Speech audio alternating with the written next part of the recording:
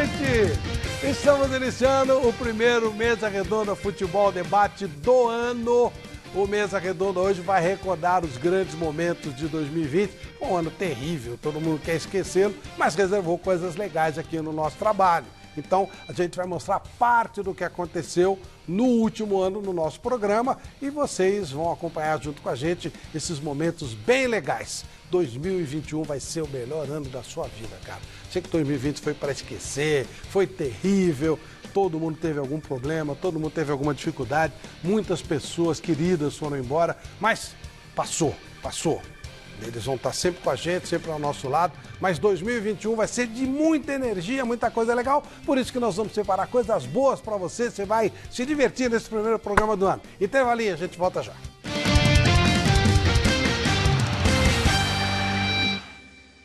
Concentração, dinamismo e trabalho em equipe são essenciais para o bom futebol e indispensáveis para levar até você a cobertura completa do mundo da bola.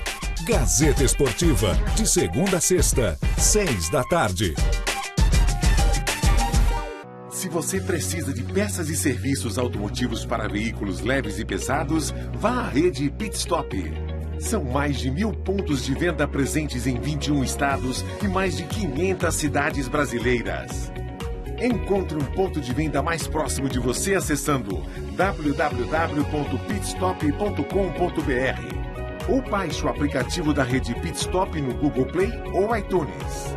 Faça a revisão em seu veículo regularmente. Começou o maior bota fora do mercado. Centenas de ofertas e promoções para você aproveitar. Decore a sua casa, troque seu carro, compre seu imóvel. A hora é agora. Operação Limpa Estoque. Não perca essa oportunidade. Confira esse selo durante toda a programação e boas compras. O melhor negócio no melhor lugar. Bota fora com economia é na TV Gazeta. Curta o melhor da música com a gente. Você está sintonizado na Gazeta FM 88,1. É a minha rádio. E a sua também. Promoções exclusivas para você. Viva! Gazeta FM. A primeira.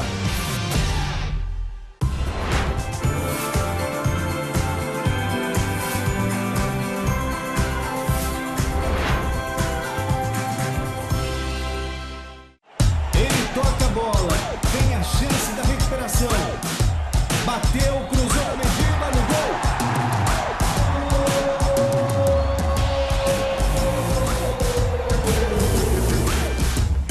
GazetaEsportiva.com. Muito além dos 90 minutos.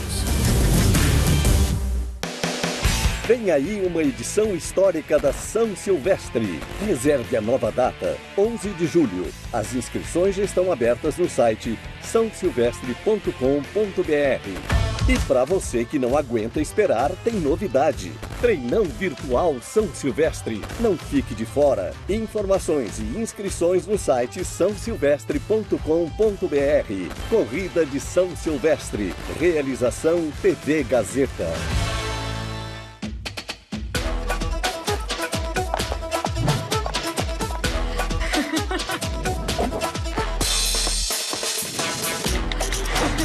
Para se divertir, compartilhar muito e ainda economizar, prezão nesse celular. Você tem o dobro de internet para usar a qualquer hora e o WhatsApp ilimitado. Mas é ilimitado mesmo. Com ligações e videochamadas sem descontar da sua internet. E com a maior cobertura 4.5G do Brasil. Claro!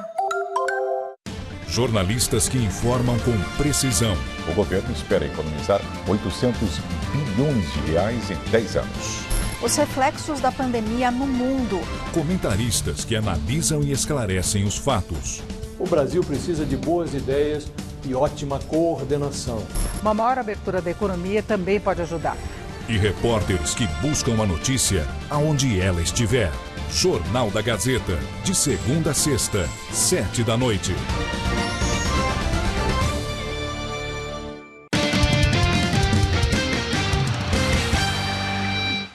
Ok, amigos, estamos de volta com Mesa Redonda Futebol Debate, ao lado da Michele Gianella, para a gente apresentar os destaques de 2020. Boa noite, Michele. Boa noite, Flávio Prado. Boa noite a você, nosso telespectador. Um feliz 2021. E hoje nós vamos apresentar aí o que de melhor tivemos no ano de 2020, né? Para a gente relembrar momentos especiais. Bom, vamos lá. Todo mundo que está acompanhando o Mesa Redonda aí do outro lado da telinha vai gostar do programa de hoje. E em 2020, a gente lembrou uma conquista histórica do Corinthians. O primeiro título mundial do Timão alcançado em 2000. Vamos rever essa matéria especial? Se você abrir o site da FIFA, tá lá. Bicampeão mundial. O carimbão da FIFA existia desde antes do campeonato começar. O time jogava por música, irmão. Pode acreditar, Timão é o campeão do verdadeiro mundial. No jogo do Real Madrid, nós batemos ali na igualdade e tivemos até uma superioridade dentro do jogo. E a gente estava ganhando, 2-1. Eu coloco muito o Edilson Capetinha nesse jogo aí. Que aí esse cara aí foi sensacional, né? Bateu no peito. Edilson que deu a caneta, mano. Cortou a cara, tum, caneta no carimbeu, deu de bico. Nossa Senhora. Isso é o louco, mano. Olha a caneta. Vai falar que não conhece neguinho, filha da mãe.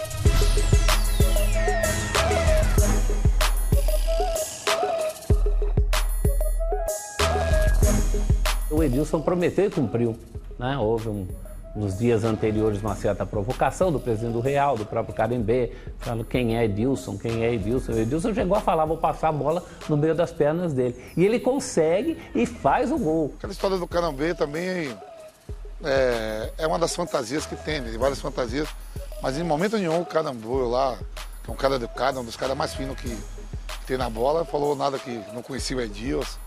Tudo aquilo virou uma história para ser contada hoje, né? A gente sempre teve uma grande confiança no Dida e ele nos salvou naquele dia. O Anelka tinha feito um gol bonito em cima dele e depois ele vai e devolve com a defesa de pênalti. Para mim, o Dida e o Tafarel tá na história aí como os dois melhores goleiros do Brasil. O mais importante foi a concentração de todos, né? Todo mundo focado, ninguém preocupado em principalmente sair ou não do hotel, né? Que as outras equipes tinham essa liberdade. Caramba, o que nós bebemos no final do ano, depois de ter sido campeão brasileiro. Poxa, o nosso jogo contra o Real Madrid diz tudo, vocês vieram para passear ou não. Foi um jogaço, um jogo muito bonito. Então acho que só aí já diz tudo. O atleta, quando ele vem, ele tem responsabilidade, tem compromisso, ele entra e joga, tem que representar o seu clube, jogar com seriedade. Eu sou comandante hoje, jamais vou pedir para um atleta vir para passear, não é isso. O trabalho e o time que o Luxemburgo deixa para o Oswaldo eram muito bons. Agora tem um outro momento da vida do Oswaldo também. Aquele era um Oswaldo muito mais participativo, muito mais dinâmico, que começou muito bem a sua carreira. Humildade, né? Porque pedia sempre ajuda, principalmente para os mais experientes, né? No caso, o Rincon, Marcelinho, Vampeta, Edilson, Luizão, Dida. E esses caras foram fundamental para que as coisas pudessem acontecer da melhor maneira possível. Não tem como você brigar com um gentleman. E o Oswaldo era um gentleman. Não tinha como você brigar. E aí ele tentava fazer algum esquema tático e a gente, beleza, dentro do campo já mudava alguma coisa. Mas perfeito, tudo brilhante. O Oswaldo, num olhar, um abraço que ele te dava, um aperto de mão, ele te desmontava. Eu era um garoto, eu era o mais novo do Mundial, né? Eu tinha 19 anos. E eu me lembro muito bem que antes da gente entrar em campo, perfilou as duas equipes, né, no túnel.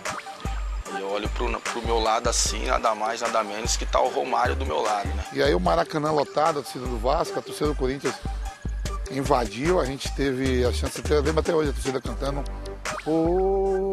Salve o Poderoso Timão, até que surgiu essa música, né? Era mais que um grito, né? Era um mantra, né? Tinha o movimento dos braços. Todo Poderoso Timão. Quando eu entrava em campo e escutava, dava um up a mais, né? Então, quando a gente também chegou no Maracanã e escutava tudo aquilo de torcedores, né, cantando, pô, com certeza a vibração nossa também era igual a deles.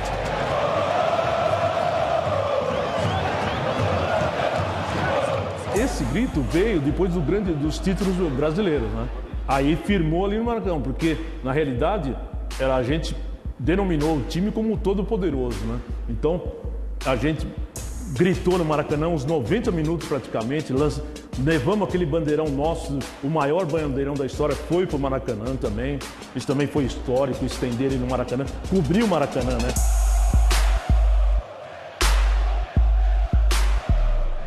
Foi autorizado a entrar aquele bandeirão que apareceu lá, a polícia jogou dentro de uma viatura, eu fui lá, eu era o vice-presidente na época, e eu fui lá com o coronel e conversando, coronel, por favor, meu, deixa o bandeirão subir e tal.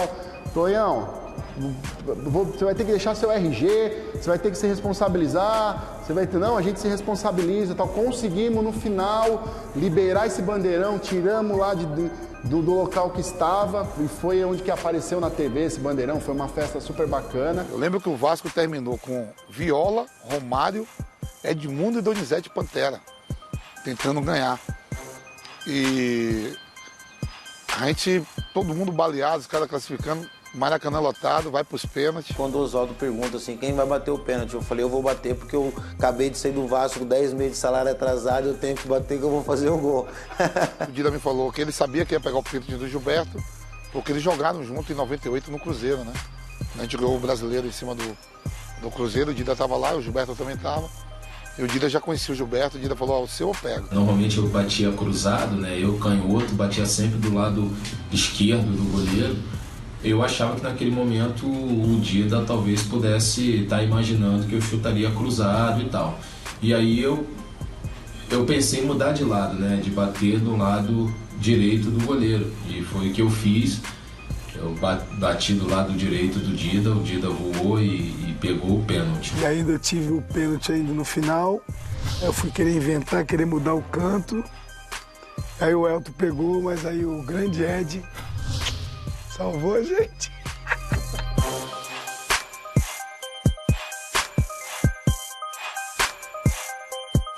O Dida achou que ia ter mais uma sequência. Quando Edmundo erra, acaba. O Dida não saiu comemorando, porque ele achou que ia ter uma sequência. Ele ficou acreditando, pô, o Dida nem comemorou o título de Mundial. Mentira, ele nem sabia. O Dida não pega aquele pênalti, mas indiretamente foi o Dida que forçou o Edmundo a chutar fora.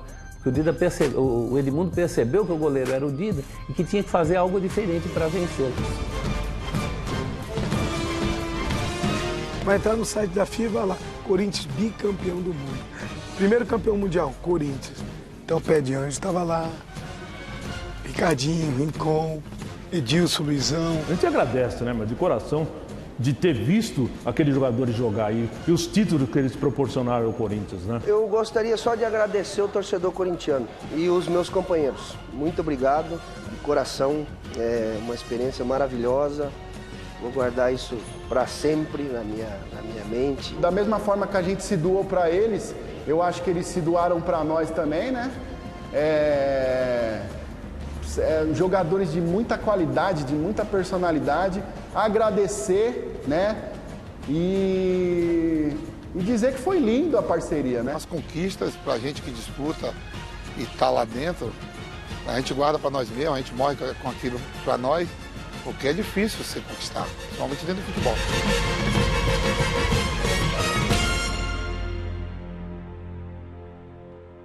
Organizado pela FIFA, amigo. Ah, não teve isso. Vai lá, vai para a Suíça. Pega o avião, vai lá para a Suíça, entra lá com a petição, leva o advogado junto, gasta passagem, hotel, alimentação e reclama lá. Momento bacana do Corinthians, mas tivemos também no começo de 2020, recordando momentos que sequer deveriam ter acontecido. No dia 9 de fevereiro, nós mostramos o drama das famílias, um ano após a tragédia no Ninho do Urubu, quando um incêndio acabou com a vida de 10 jovens jogadores da categoria de base do Flamengo. Vamos ver. O incêndio começou por volta das 5 horas da manhã. A gente fica sem os pés no chão. Sonhos que foram interrompidos. A tragédia culminou com a morte de 10 pessoas. A gente até fica lembrando que ele falava, a gente às vezes escutava ele tomar banho, ele ia tomar banho. Aí começou, quando nós fomos ver um dia, tá tuf, tuf.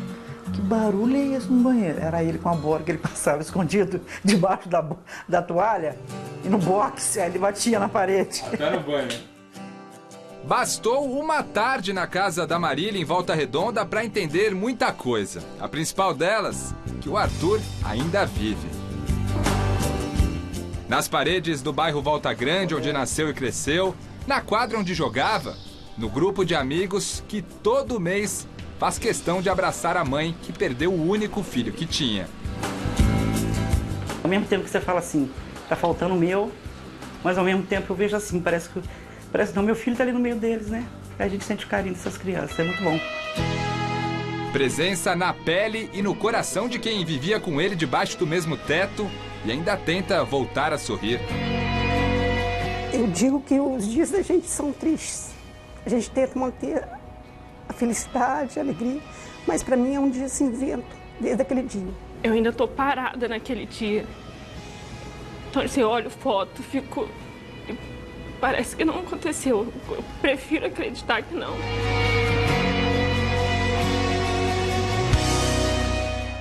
Uma mistura de dor, saudade e boas lembranças. Já tinha um tamanho, já tinha força, mas era um bebezão, né? Eu até brinco, eu falava muito com a Marília, do jeito dele, né?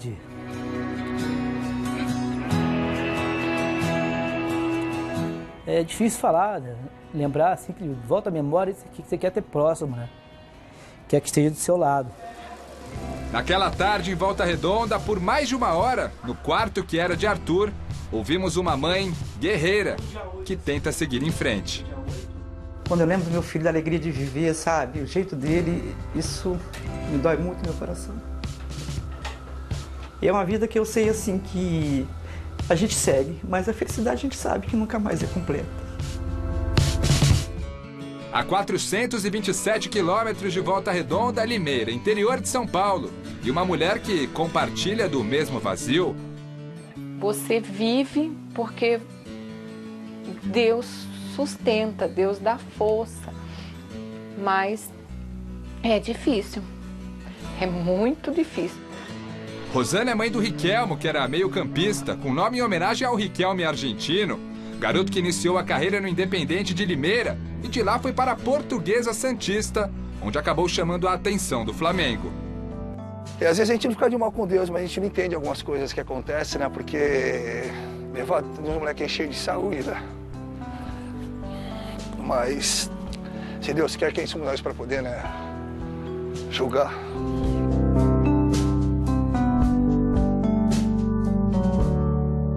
A única coisa que ele falava aqui que lá, ele falou assim, ainda bem que minha cama fica debaixo do ar-condicionado. Olha só. Foi por causa de um dito ar-condicionado.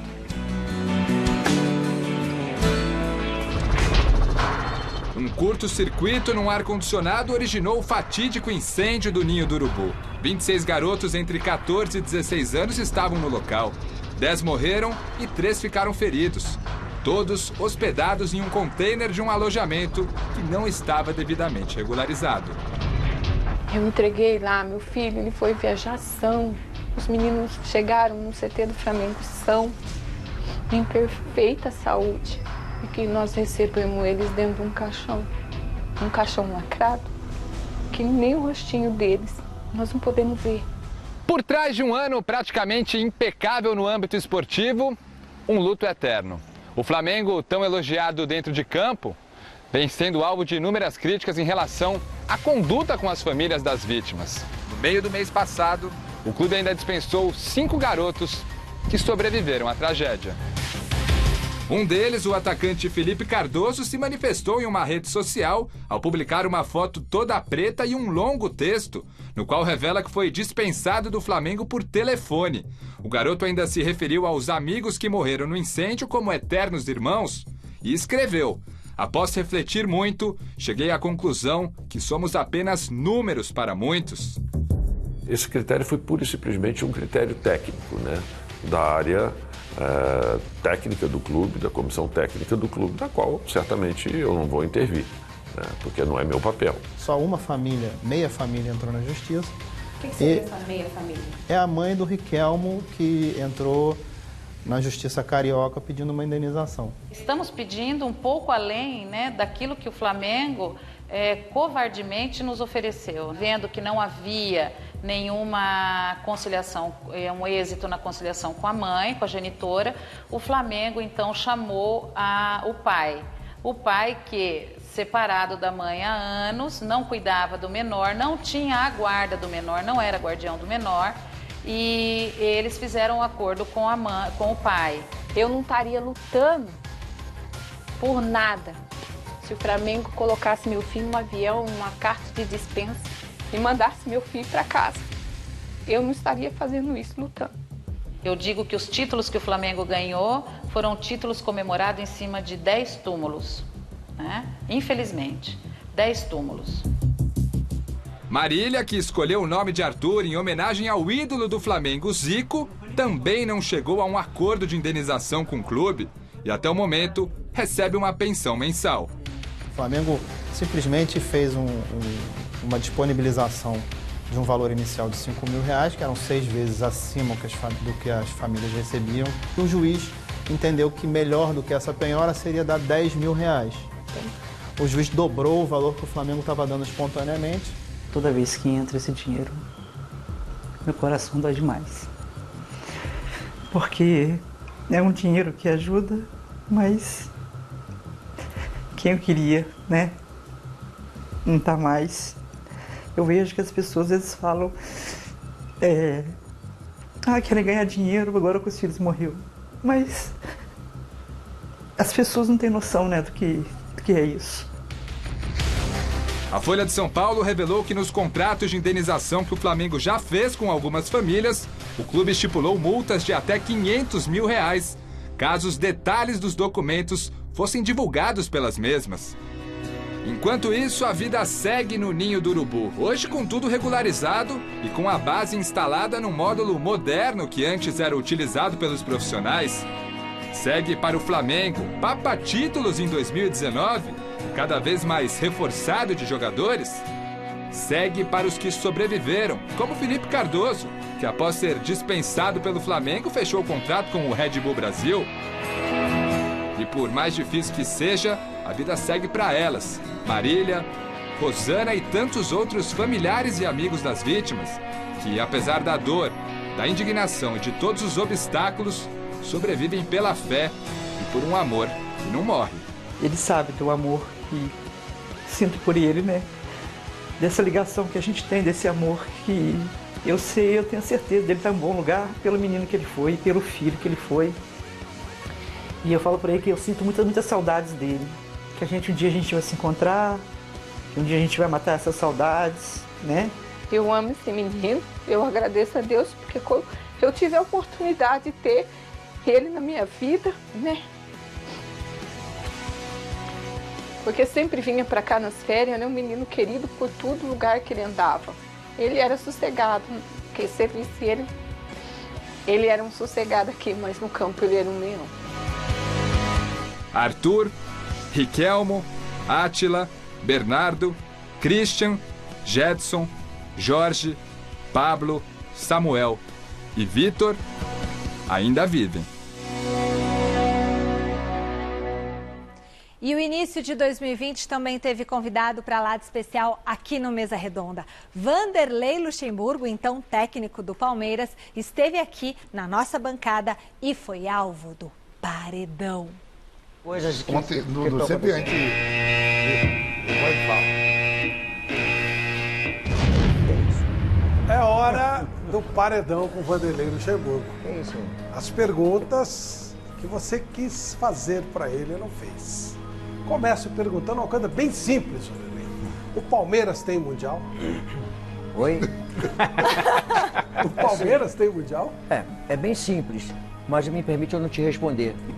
Porque a resposta, ela só interessa para dividir opinião, de que fui contra ou a favor. Ela não traz nenhum benefício na resposta. Então eu não vou me permitir não te responder, porque é uma resposta como o Flamengo ganhou 87, eu fui o Sport. Qualquer resposta que eu dê, eu só vou receber críticas, 50% de crítica e 50% de elogio. Então eu respeito a tua pergunta, mas não cabe uma resposta para isso aí. Celso Cardoso. Vanderlei, quando você foi demitido na seleção em 2000, depois dos Jogos Olímpicos, você chegou a declarar que estava no lugar certo na hora errada. E deu a entender que talvez a verdade sobre essa demissão surgiria mais para frente. Hoje, passado tanto tempo, você pode revelar o que de fato ocorreu naquela demissão? Não está na hora de eu me aposentar. Quando eu me aposentar e quando eu não tiver mais nenhum compromisso com o futebol, com certeza eu vou falar muitas das coisas que aconteceram naquele momento. O homem ainda vai para a seleção. Umas vocês sabem, outras vocês não sabem. Então acho que não é momento de se falar, até porque eu estou inativo. Então eu prefiro deixar mais na frente. Então isso é algo que você ainda vai revelar? Eu vou falar com certeza absoluta. Porque quem passa por uma CPI, certo, como eu passei, não pode passar em branco, não falar nada. No momento certo eu vou falar.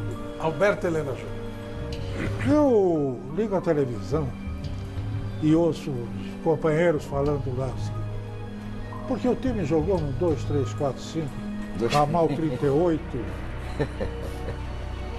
DDD 15. Me diga uma coisa, essa decupagem de números, né?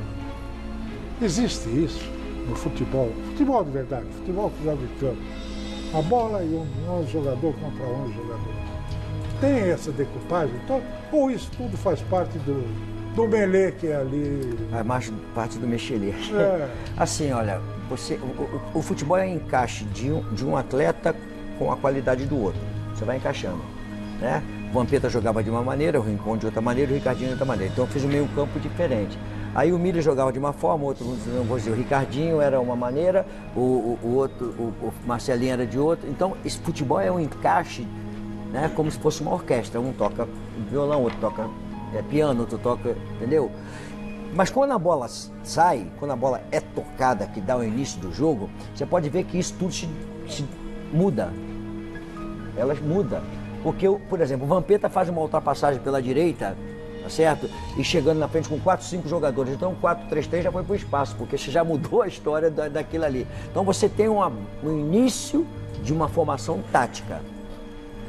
Agora, depois que a bola rola, essa formação tática, ela tem que ser modificada pelos próprios atletas para poder ter jogo de futebol, senão não tem jogo de futebol. Eles têm, inclusive quem trabalha comigo sabe disso, eles têm a liberdade dentro do campo de fazer as coisas que eles acham que podem fazer sem a minha influência, sem a minha necessidade de me perguntar. Porque isso é futebol.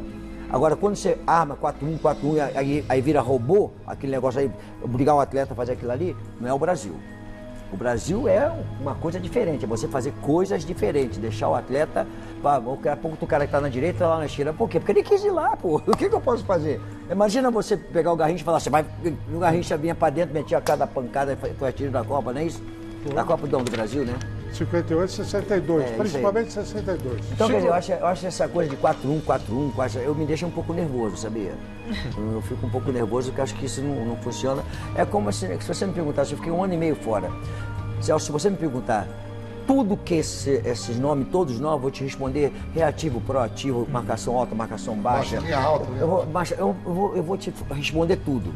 Só mudaram os nomes, mas o futebol continua o mesmo, tá certo? Então é isso que a gente tem procurado falar. Aí os param falam assim, não, o Luxemburgo não quer entender que o futebol mudou, que ele está ultrapassado. Não estou ultrapassado, o futebol não mudou.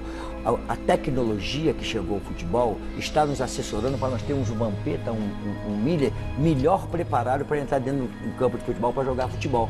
Mas o futebol não mudou, a essência do futebol não mudou, ela continua sendo jogo de futebol. Agora você tem 80 ações de alta intensidade, você tem atletas que não são mais aqueles jogadores que eram franzinos, fraquinhos. Você hoje bota um atleta, forma um jogador de futebol, um atleta com condições de poder entrar dentro do campo e dar o máximo, entendeu? Essa é a grande mudança que teve no futebol. Chico. Marcelinho Carioca ganhou uma ação contra você. Foi uma ação justa, uma sentença justa? Acho que sim. Num programa que eu estava meio nervoso, ele entrou na justiça para poder pedir os direitos dele. O juiz deu favorável a ele, certo? Houve ofensa, houve isso, aquilo, sem problema nenhum. Vampeta. Você comparou o nível do Campeonato Brasileiro com o das Campeões League. O que te leva a fazer essa comparação? O Campeonato Brasileiro é muito difícil de jogar. Nós temos 12 grandes clubes e mais 8 clubes centenários. Você tem 12 mais 8 centenários, e na segunda divisão, quantos centenários também tem na segunda divisão? Então, um campeonato muito difícil de ser jogado, muito difícil. São 38 jogos, diferente da Champions, são 38 jogos de ida e volta, vai a cada adversário e volta.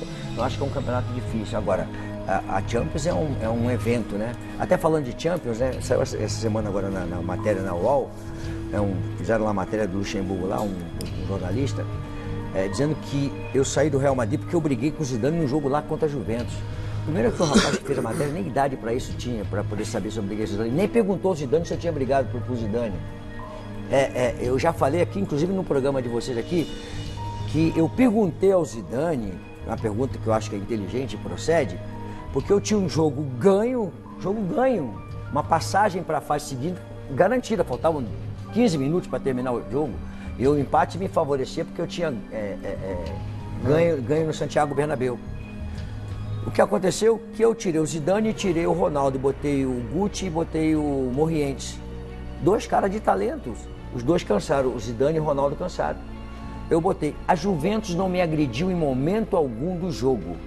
Não veio para cima de mim, era o Campelo, o técnico da Juventus.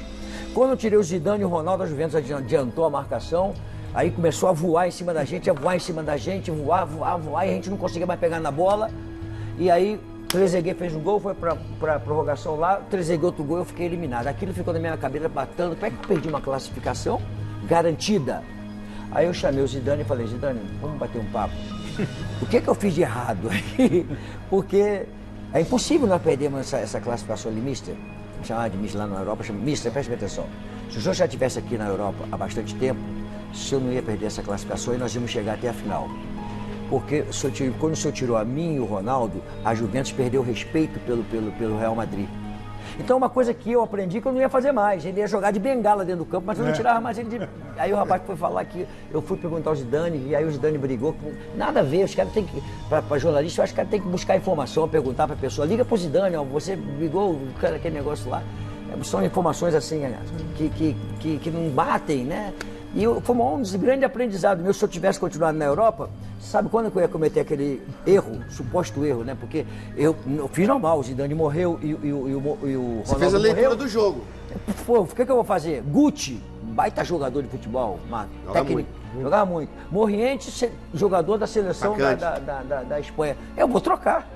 O técnico faz isso, só que eu me dei mal. O que eu vou fazer? Zidane é outro departamento. Ô, Luxa, falando em Real Madrid, na sua passagem pelo Real Madrid, do que você se arrepende e o que você faria diferente se estivesse lá? Eu só me arrependo da minha saída. Eu nunca mais, é o que eu falei, a experiência. Eu nunca discutiria com o presidente no local público, todo mundo vendo. Ele desceu da tribuna e eu subi do vestiário, encontramos no hall e ganhamos um jogo de 1-0 com um jogador a menos, que era o Beckham, tinha sido expulso no primeiro tempo. E aos 90 do segundo tempo, né, do jogo, eu fui e tirei o Ronaldo e fechei o time. Aí a torcida não gostou.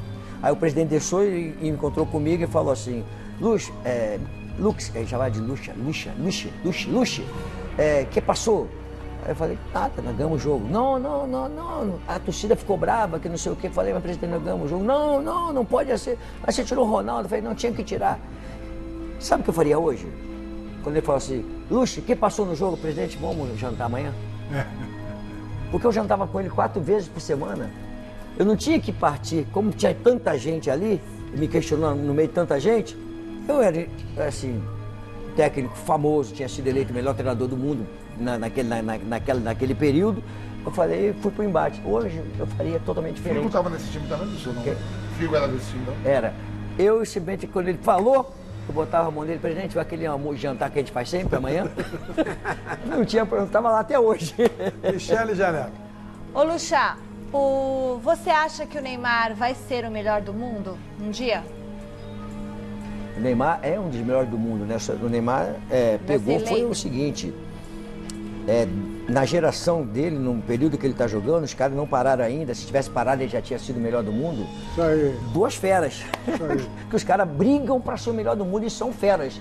Então, ele pegou um momento ruim. Se fosse num outro momento, ele já tinha sido eleito o melhor do mundo umas 2 ou 3 vezes. Isso aí. Com certeza absoluta.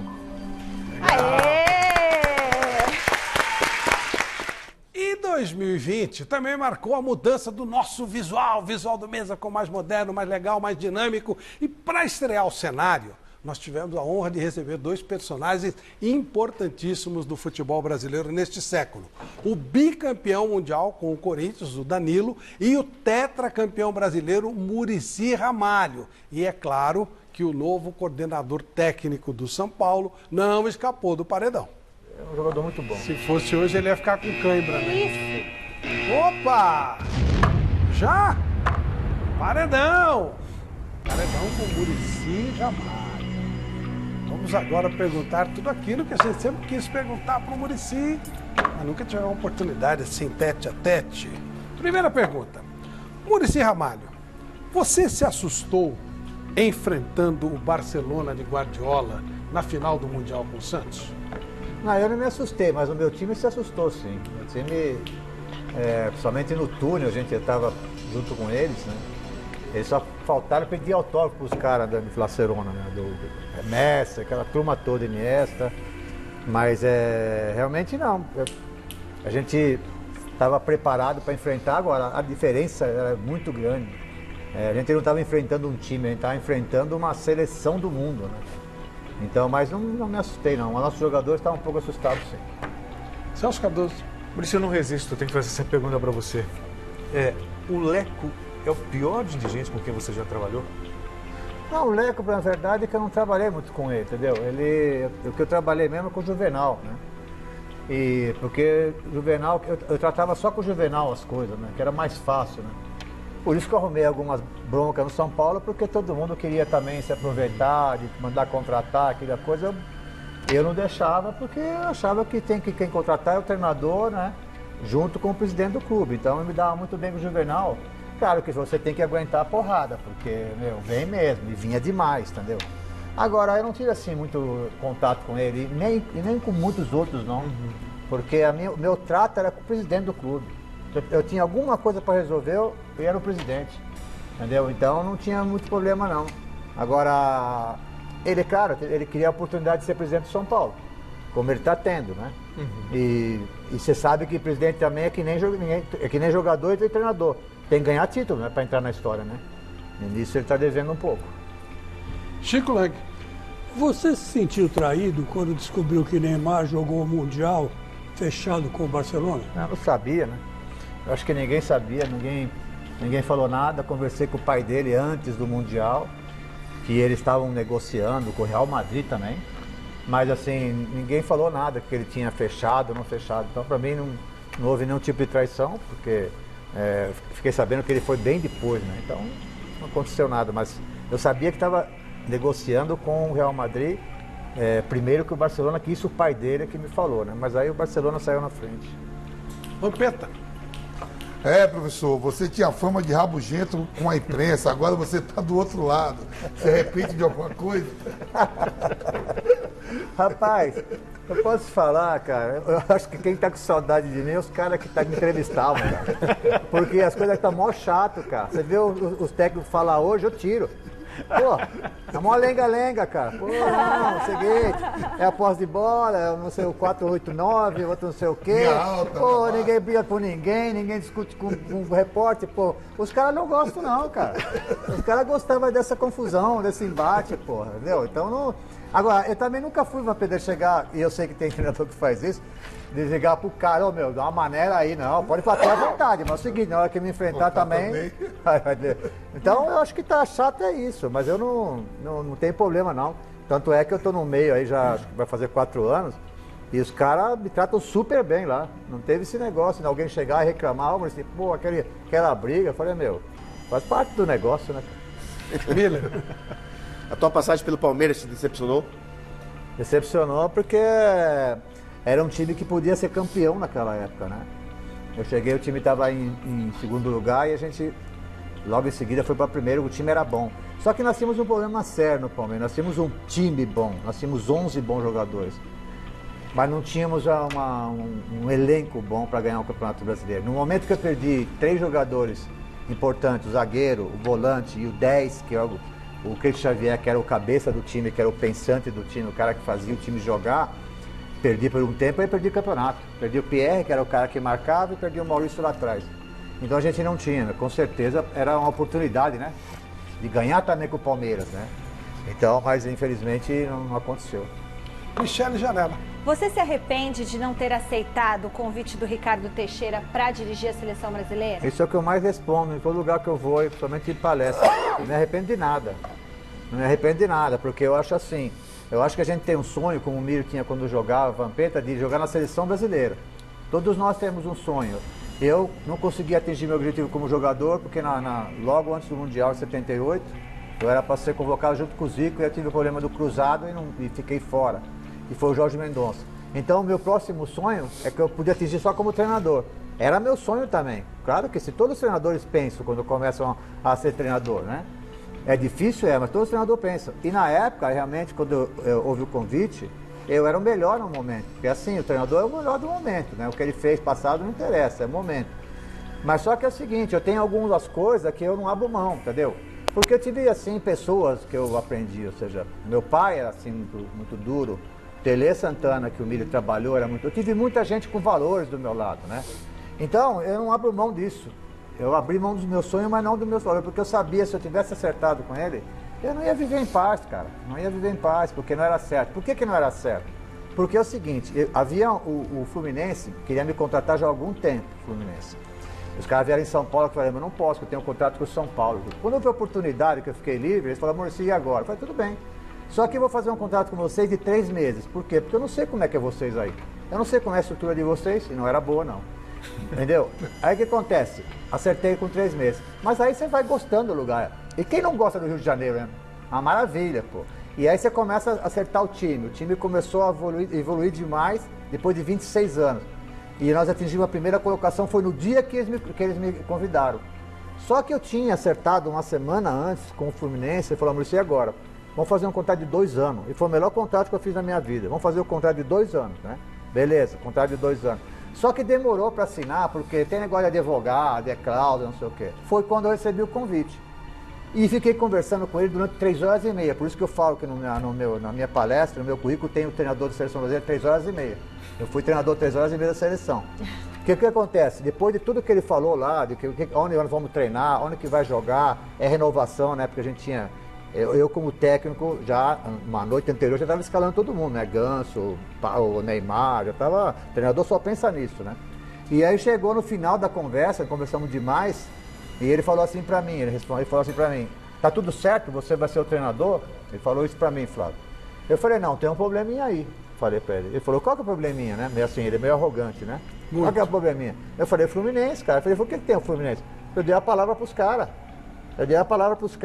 Né? Que eu ia ficar 2 anos mais aqui, né? O que eu pensava? O que ele tinha que fazer? Pegar o telefone e ligar para os caras e falar, ó, tô levando o treinador seu da seleção brasileira, ninguém ia negar. Mas ele falou assim bem, ele falou, você vai lá e resolve. Eu falei, tá resolvido, eu vou ficar no Fluminense, cara. Porque não se pode fazer assim. Você não pode. Então não teve nada daquele negócio de já ver com papel, com mentira, aí, meu, eu aceito. Não. É a briga, não. Porque saiu essa história que veio já... Saiu um monte de história. Só essa história que veio a relação já dos jogadores que estavam convocados. Você falou, não, quem convoca é eu. Não, mas se eu tivesse feito isso aí, com certeza eu rasgaria na frente dele. Lembra que saiu um monte de coisa. Não, então, mas esse foi... Então foi um negócio mesmo do Fluminense, esse foi... Por quê, meu? Você começa a ser bem tratado, você tem que aceitar... Você assinou um contrato... E ele torce pro Fluminense, né? Ele mas ele estava meio brigado com os caras lá. Eu falei, eu não quero saber se ele tá brigado, não. Eu sei que simplesmente eu não podia falar para os caras do Fluminense, olha, é o seguinte, não vou mais aí. Não é assim as coisas, cara. Não pode ser assim, entendeu? Então, por isso que eu acho que quando o cara faz as coisas certas, ela vem certa. Quando eu voltei para treinar no mesmo dia, os jogadores compraram a ideia, fomos campeão brasileiro depois de 26 anos. Você não pode ser assim, entendeu? Não pode porque o seu sonho é você passar por cima dos outros. Como é que eu ia ligar para o Celso Barros, que era da Unimed? Como é que eu ia ligar pro presidente do Fluminense e falar, ó, não vou mais. Ó, a torcida lá tava me esperando, inclusive aquele dia lá, porque ficaram sabendo, vazou as imagens, né? O cara me convidou pra conversar comigo num clube de golfe, cara. Pô, tinha um campeonato de golfe aquele dia lá.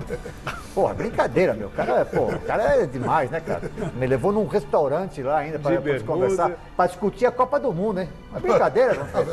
Olha, meu. Então foi isso que aconteceu, pô. Muito bom, muito bom. E eu quero defender Ricardo Teixeira. Ricardo Teixeira jamais faria uma lista de 23 jogadores, porque ele nunca conheceu 23 jogadores. Saiu, lembra que saiu essa história da. Não, mas também não é capacidade para isso.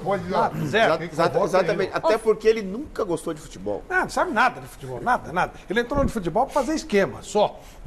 Só para isso. A única razão de ele entrar no futebol. Ele não entendia quando entrou e não entendia quando saiu. Só entrou para fazer esquema. Ô Flávio, agora o Muricy Ramalho, a gente vai convidar ele para vir aqui. Vem aqui, Muricy, um minutinho. Posso levantar aqui? Não, tô preso, não? Deixa eu ver, você tá preso? Eu já entendo um pouco desse negócio. Não, traz o microfone, eu vou pegar a caneta. Um dia eu caí lá no banco. Ah, que legal. Ó, Muricy, você vai ficar aqui no nosso cenário, eternizado no nosso cenário. Então vou pedir para você colar a sua foto aqui, ó, numa massa. Já tá o negócio aí, já? Tá aqui, já, ó, põe aqui, ó, aqui, ó. Aqui? Aqui. Assim? Lá, não, aqui em cima. Aqui em cima? Aí, Tá isso, bom aí? vai, tá ótimo.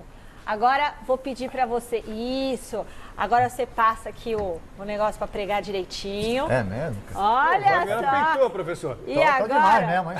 Muricy, se não der certo na TV, já sabe, né? Não der certo, autógrafo do Muricy aqui pra gente. Não der certo, já vou de pintor, cara. O Danilo estava quietinho, torcendo para não sobrar para ele, mas não teve jeito.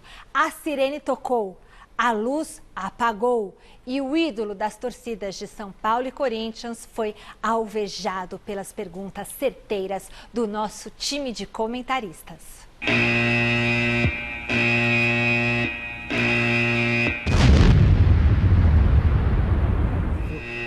Opa! Coisa boa aí.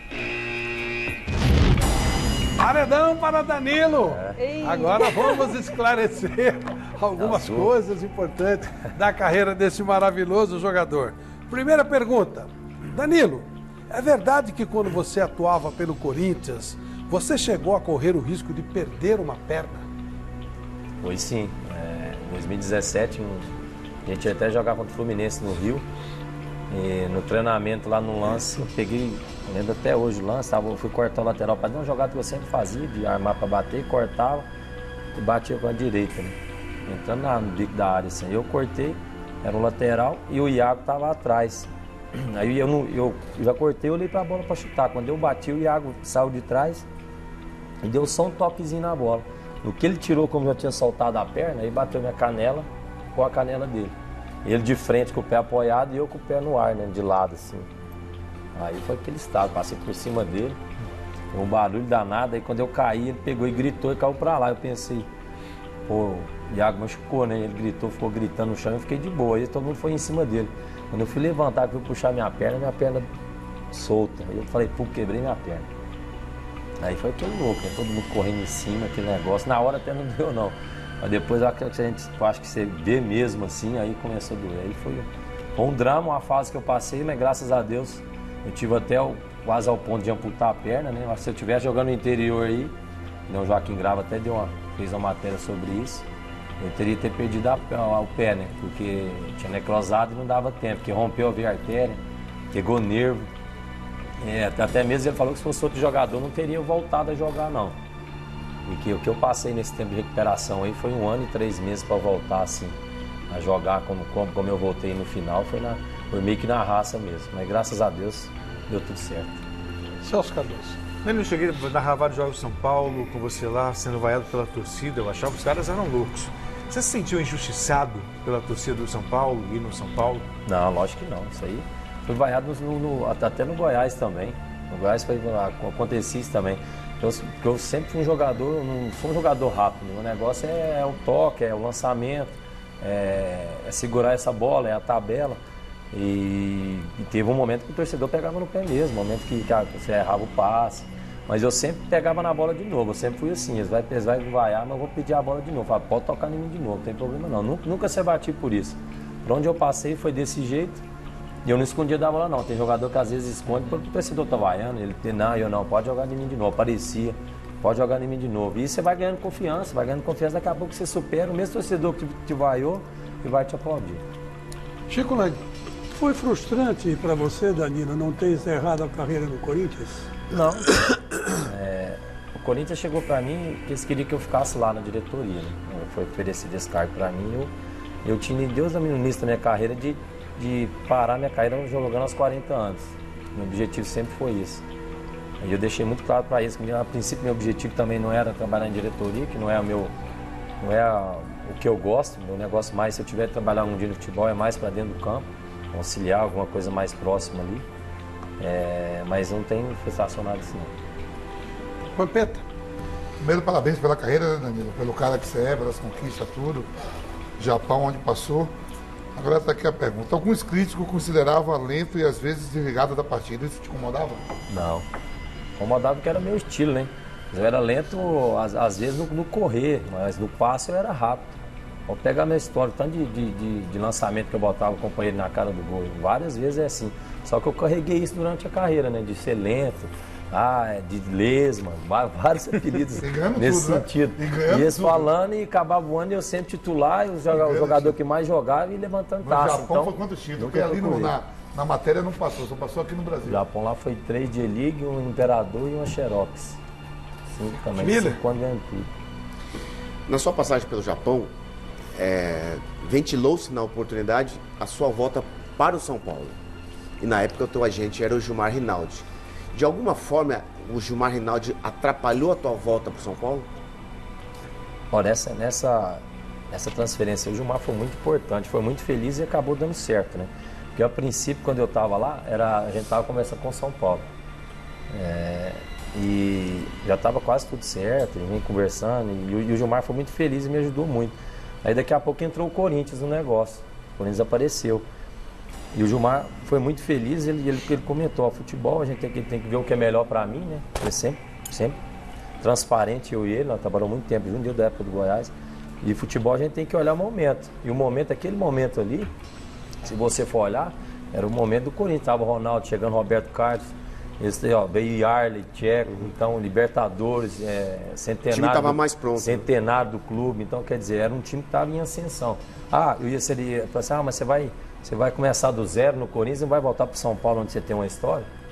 Só que tem dois lados da moeda nisso aí. Se eu volto para o São Paulo e às vezes não vai bem, minha história toda vai ser apagada do que eu fiz. Isso aí foi muito... Gilmar foi muito claro, a gente conversando e olhando nesse momento, por isso que eu decidi vir para o Corinthians. Michele? Última pergunta, rapidinho, Danilo. A maior frustração da sua carreira foi nunca ter sido convocado para a seleção brasileira? Não, eu acho que o que faltou foi isso, né? Pelo menos um jogo, né? Eu acho que futebol, tudo que eu conquistei no futebol, com certeza a camisa da seleção vai faltar em casa lá, né? Mas eu olho do outro lado também, porque os jogadores que tá aqui da minha posição eram muito bons, tava tudo na Europa, Ronaldinho Gaúcho, Kaká, Alex, todo mundo voando. Então eu olho mais por esse lado, não ter ido, porque tinha jogadores muito bons. Muito bom! E o Mesa Redonda, vocês sabem, não dá espaço apenas a grandes clubes e campeonatos importantes. O Jonas Campos fez uma matéria muito bacana, mostrando o verdadeiro futebol raiz. Dá uma olhada.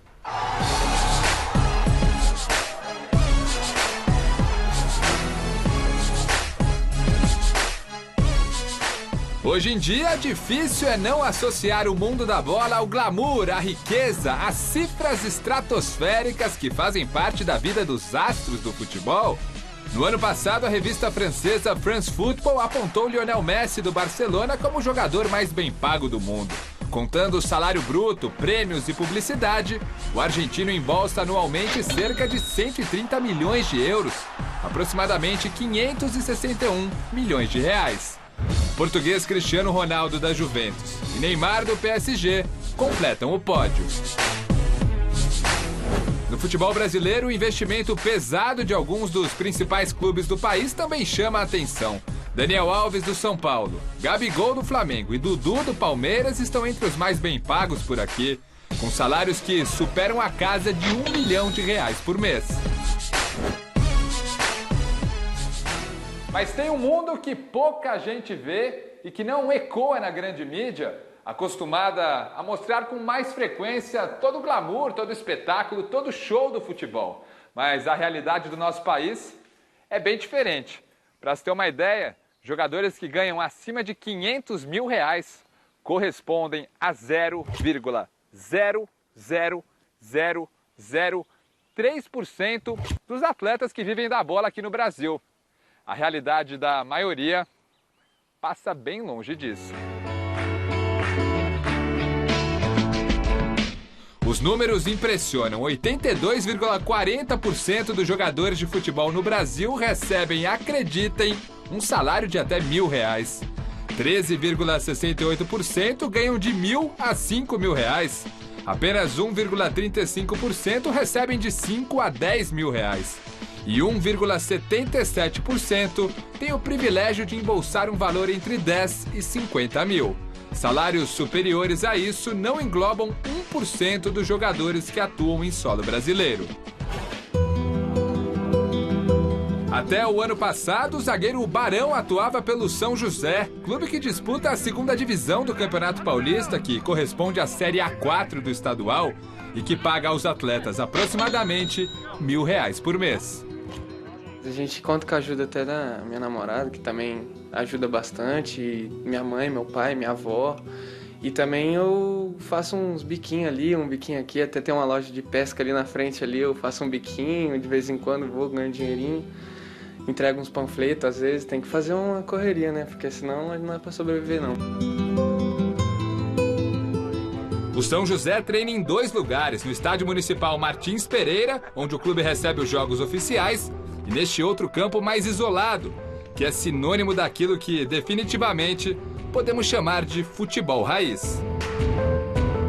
Os jogadores, além de sobreviver com pouco, precisam administrar contratos curtos, que muitas vezes duram apenas um campeonato. O mercado é dinâmico. Barão, por exemplo, já mudou do São José para o Francana. Você faz um contrato na Bezinha, por exemplo, 6 meses, acabou o campeonato, vai embora e o clube não consegue nem vender. O pessoal fala, e a base?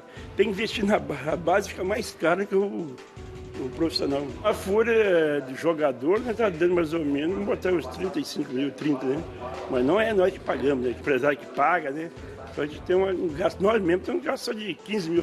Cada mês é uma emoção, então, no aspecto financeiro, para fechar a conta? Ah, é difícil, né? A gente nem procura fazer conta, senão você fica... O Flamengo de Guarulhos, que também disputa a Bezinha do Paulista, tem uma folha salarial de aproximadamente R$20 mil. Uma pequena diferença em relação ao Flamengo do Rio de Janeiro, que tem uma folha em torno de 14 milhões mensais. Por aqui, grande parte dos atletas mora no alojamento nos fundos do Estádio Municipal Antônio Soares de Oliveira, com alimentação e toda a estrutura possível de treino, mesmo que improvisada. Imaginem então as dificuldades de um clube novato, fundado em 2017, ainda bancado pela própria diretoria. Nós somos um clube privado, entendeu? Nós somos um clube empresa, renda é do bolso do Wagner Alberto Tege, do Betinho, de alguns parceiros sócios do Mauá. A gente não tem nenhuma verba pública, é do nosso bolso mesmo. O Mauá Esporte Clube, que treina no campo da Vila Mercedes e também no modesto estádio municipal Pedro Benedetti, sobrevive graças às parcerias, que vão de academia de bairro até fornecedores de materiais.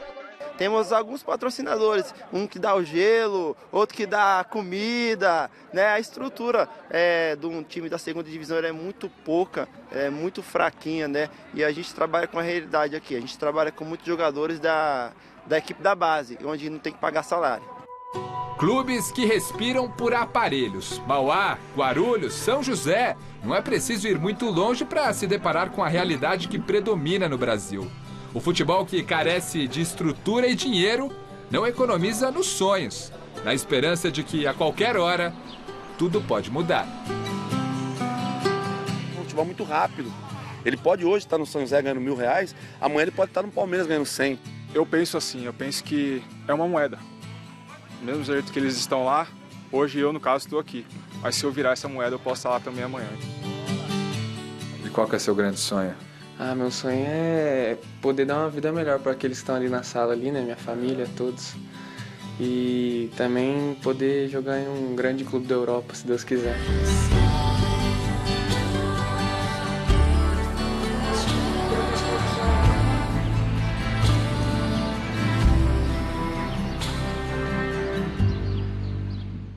Vamos falar agora de uma empresa que atua desde 2006 no segmento de fios, cabos de cobre e materiais elétricos e que tem como objetivo promover a satisfação dos seus clientes através da qualidade de atendimento e produtos. Estou falando da CrossFox Elétrica. A Fernanda foi lá e vai mostrar um pouquinho para nós. Fala galera aí do estúdio, você que acompanha o Mesa Redonda, eu tenho uma sugestão incrível para você, CrossFox Elétrica. Desde 2006, uma empresa renomada. Então você que está construindo, reformando, você que tem construtora, engenheiros, eles são fabricantes de cabo de cobre nu, e ainda distribuidores de cabos isolados, cabos de energia e materiais elétricos. Eles têm sede própria, frota própria, é uma empresa renomada no mercado e o melhor, tem atendimento especializado, especialmente para você. Olha só, se quiser vir agendar aqui o seu atendimento presencial, fica na rua Amambaí 270, na Vila Maria. Mas você não precisa vir até aqui, tem o televendas e como eu disse, a equipe é especializada, vai tirar todas as suas dúvidas. Olha só o telefone, tá? 11-2902-1070. E você também pode acessar o site crossfoxelétrica.com.br. Eles atendem em território nacional. É com vocês aí do estúdio. E é por causa disso que eu admiro tanto a CrossFox. Preocupação no atendimento dos seus clientes, bem-estar dos seus colaboradores. E o ano de 2020 foi maravilhoso para a CrossFox e esse ano será melhor ainda. O nosso abraço, feliz ano novo para todo o pessoal da CrossFox, ao Paulo Henrique Durce, ao Alisson Gris e toda a turma que batalha sempre. Logo, logo vamos tomar um café aí com vocês, hein? Aí veio a pandemia e tudo mudou. As competições foram paralisadas. Os clubes aderiram ao isolamento social e o futebol parou por praticamente 4 meses e meio. Mas nós, aqui no Mesa Redonda, não deixamos a peteca cair, não. E a bola não parou por aqui. Nós aproveitamos a oportunidade para trazer para você, que nos acompanha, grandes momentos da história da Gazeta, como os jogos de despedida do Rei Pelé, com a narração do inesquecível Peirão de Castro. Pelé se despede do futebol. Despede-se do Santos Futebol Clube. Nessa altura ele será pequeno para as homenagens, Petro. Evidentemente, Peirão de Castro, santista ferrenho, homem que nasceu em Santos, homem que aprendeu a amar este clube, tem uma emoção toda especial. As lágrimas lhe vêm aos olhos e a sua voz se torna embargada para narrar o acontecimento. Não há dúvida, meus amigos, de que é um momento que emociona. Não é exagero nenhum dizer que Pelé dificilmente será superado no futebol. Há quem diga que surgirão novos Pelés. Eu creio que é praticamente impossível isso acontecer. Os maiores jogadores das principais nações do mundo, das que praticam o melhor futebol, já o reconheceram publicamente em entrevistas, repetidas entrevistas, diga-se a bem da verdade, que ninguém foi igual a Pelé. Se eles, os jogadores que estiveram lá dentro, que jogaram, que encontraram as vicissitudes de uma partida de futebol em diversas oportunidades, nos mais diversos campos, chegaram à conclusão de que Pelé foi o maior de todos, o inigualável, nós não poderemos nunca contestar e ninguém absolutamente pode contestar. Na última vez que Pelé ajoelha-se pela meia esquerda com a jaqueta 10, ele que formou, para muitas saudades, a gente aqui na Vila Belmiro, em 2 ataques muito famosos. Um com Dorval, Jair Pagão, ele e Pepe. E outro mais famoso ainda, dado aos títulos conquistados, com Mengalvio, Coutinho, ele e Pepe.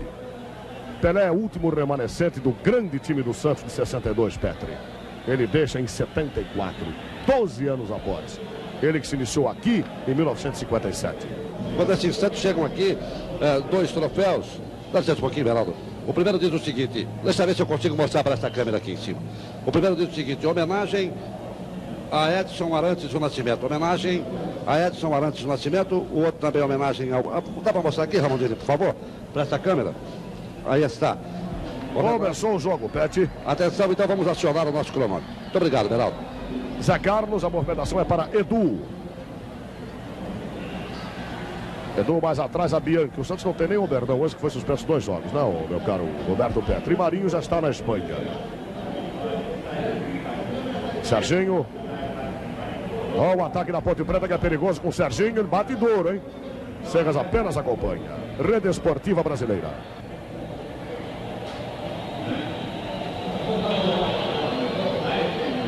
A maior frota de Boeing é VASP. Você continua 5 anos à frente. Edu. Os senhores podem notar uma câmera sempre acompanhando em detalhe as atividades de Pelé nesse jogo. Zé Carlos. Pelé pedindo bola na frente, ele busca Cláudio Adão. Do peito, a brecha.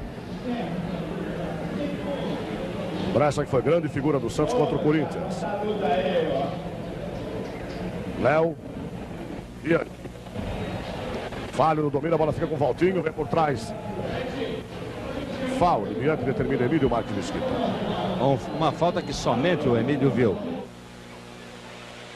Da Silva. Cruzamento de Wilson na área, vai saltar Pelé, saltou nas mãos de Carlos Petri. Ele pegou bem, mas o goleiro estava bem colocado. A sua vontade de fazer um gol é inescondível, Perão. Ele pode ter combinado que vai sair a 20 minutos, mas que ele está louquinho para fazer o gol dele, está. 21. Léo domina. Pelé diz adeus ao futebol, minha gente.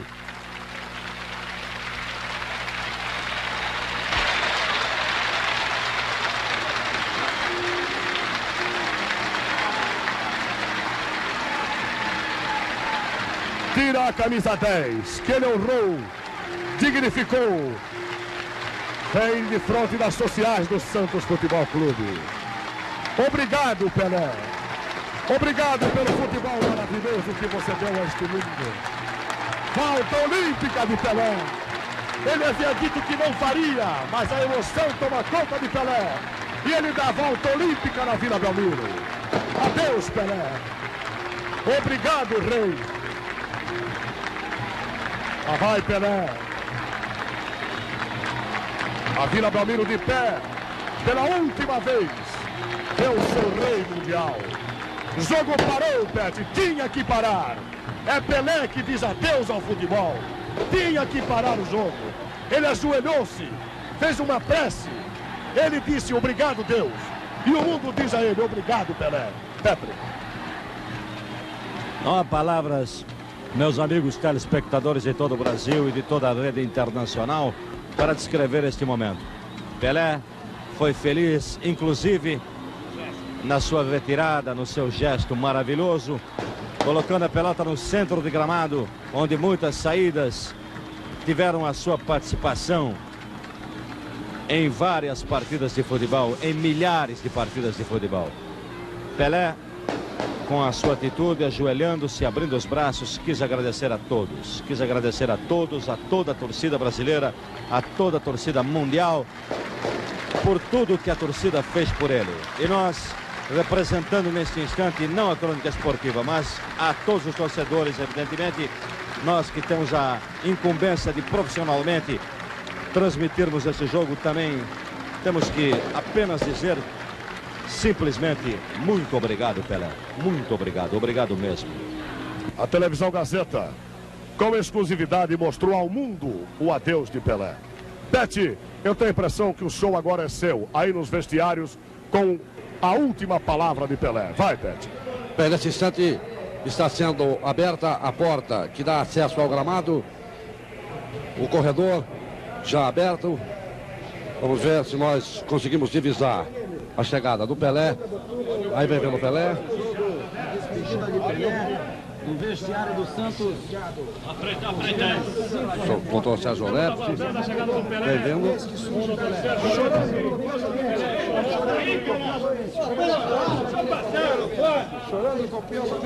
Pelé chorando, uma barbaridade. Infelizmente chegou a hora, né? Eu fiz tudo para não chorar, mas infelizmente não deu. A vida foi como você queria, Pelé? Exatamente como eu queria.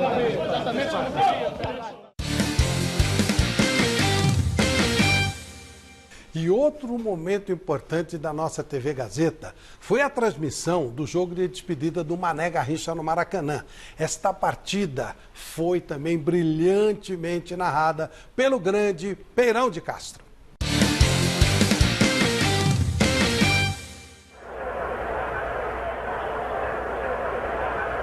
Começa o jogo Pedro Rocha. Em abertura, ponteiro esquerdo, o russo que é Unichenko. Unichenko faz o recuo de bola até o número meia dúzia, que é Brunel. Reyes. Somente para Unichenko. Marcado pelo Carlos Alberto. Tentativa de tabela, interceptação de Carlos Alberto. Tocou para Mané Garrincha. Olha aí o Maracanã explodindo. A alegria do povo. Lançamento curto até Jairzinho. Devolve para Mané. Lá vai o seu Mané das pernas tortas. Prendendo bola o Mané. Trabalhando com Clodoaldo. Clodoaldo a Carlos Alberto. Carlos Alberto tocou para Jair. Jair tentou o cruzamento para Pelé. Pegou mal, é tiro de meta. É o primeiro tiro de meta com duas boas participações do Mané no toque de bola. 0-0. Anotação de Andrada até Doval. Doval trabalha com Reyes. Número 5 que pertence ao Flamengo. Dreyer. À frente a Pedro Virgílio Rocha. O Rocha prende bola. Tem Dreyer encostado. Faz a penetração para Doval. Linda passagem por Brito. Cruzamento. Não havia ninguém, Pet. Quase gol contra, inclusive, do jogador número 3. Do número 5, Wilson Piazza. Unichenko bem lançado, vai até a linha de fundo. Marcado a distância pelo Brito. Faz cruzamento no peito de Brindisi, deixou para Ottmann. Olha aí. Gazeta! Brindisi! Número 8 abre a contagem no Maracanã. Uma bobeada tremenda do moço Everaldo. Tinha a bola dominada. O Félix contra o Nilson, Pet. Tinha a bola dominada, tentou o recuo de bola para o Félix. A bola acabou tocando em Doval, ofereceu-se a Brindisi, que em cima da marca de 22 minutos estabelece 1 para a seleção internacional, 0 para a seleção brasileira campeã de 70. Félix contundiu-se no lance. O goleiro reserva já no banco é o cidadão Emerson Leão, da Sociedade Esportiva Palmeiras, um dos melhores goleiros do Campeonato Nacional e o goleiro menos vazado desse mesmo Campeonato Nacional. Alternativa de devolução, o corte foi de Clodoaldo, o Paulo César recebeu, o Brasil vai contra-atacar. Fim do primeiro tempo, Pet. É meia hora de jogo só? Então só foi isso, porque atenção, rede para o tempo do jogo.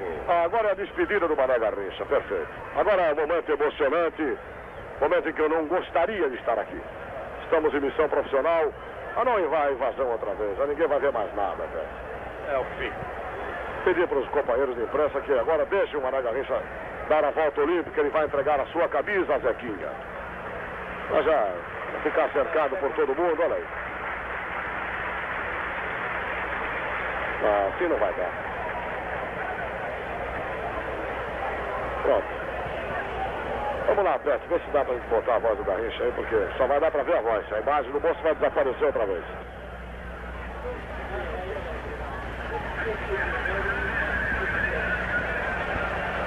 Momento de muita emoção, o Mané agora vai dar a volta olímpica.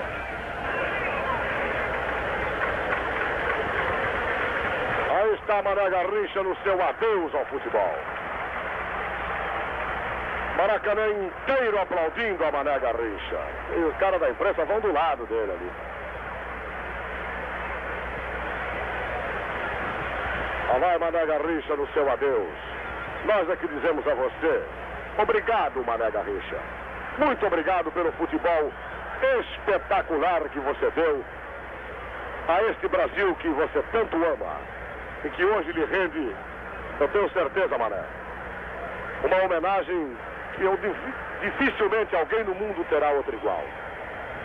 O mesmo Maracanã que viu você nascer para o futebol e que pela primeira vez que você aqui entrou, olhou boquiaberto para este monstro de concreto. Maracanã hoje é seu, Mané. Obrigado, Mané Garrincha.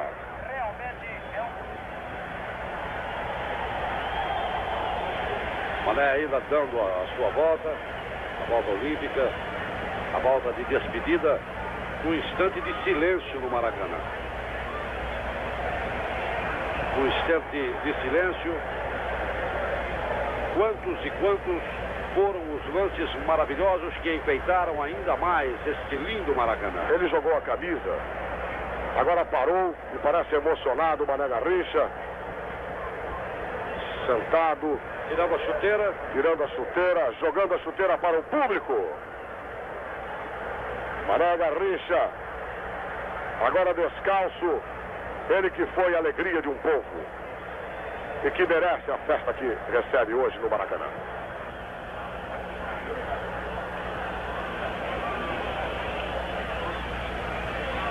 Aí vem o Mané.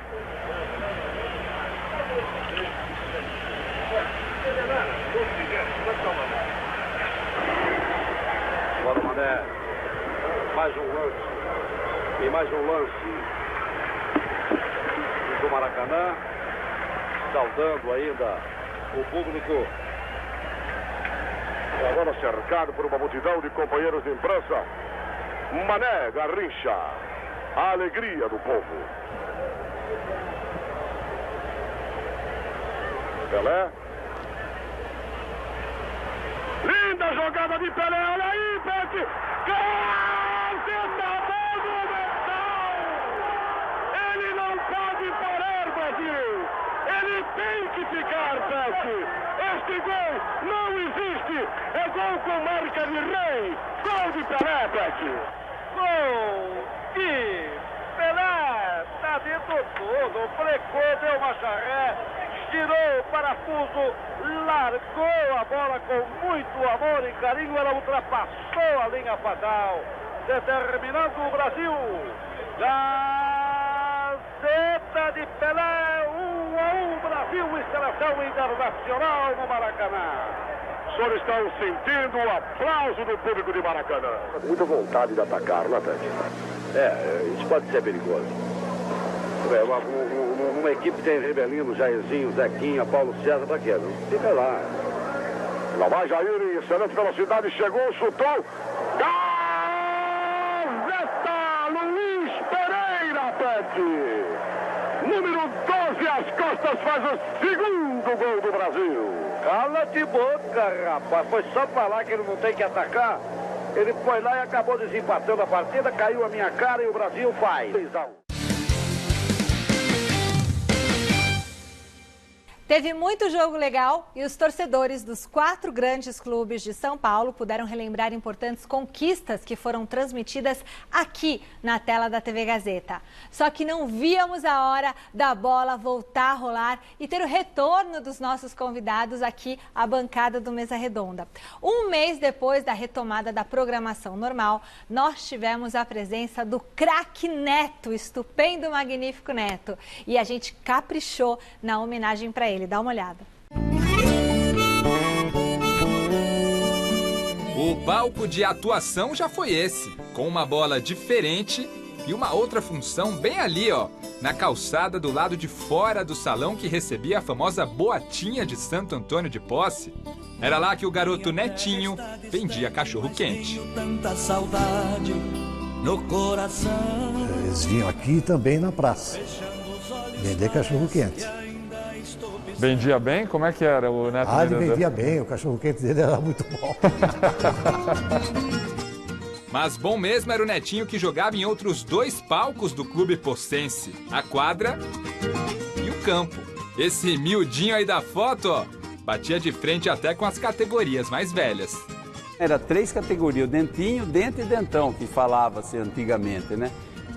E nós éramos dentinho. E ele jogava no dente, jogava nos outros equipes maiores, sem nenhum problema. O destaque esportivo dele foi fantástico.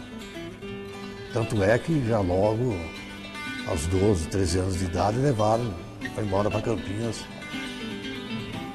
Inicialmente com a Ponte Preta, depois com o Guarani. E aí teve toda essa ascensão. Neto partiu e gol! Além de craque na bola, Neto também virou protagonista no jornalismo esportivo, com um estilo único, mas que não surpreende os amigos de longa data. Vocês estão de sacanagem! Ele sempre teve isso. Isso vem da mãe dele. A mãe dele nunca foi de segurar a boca.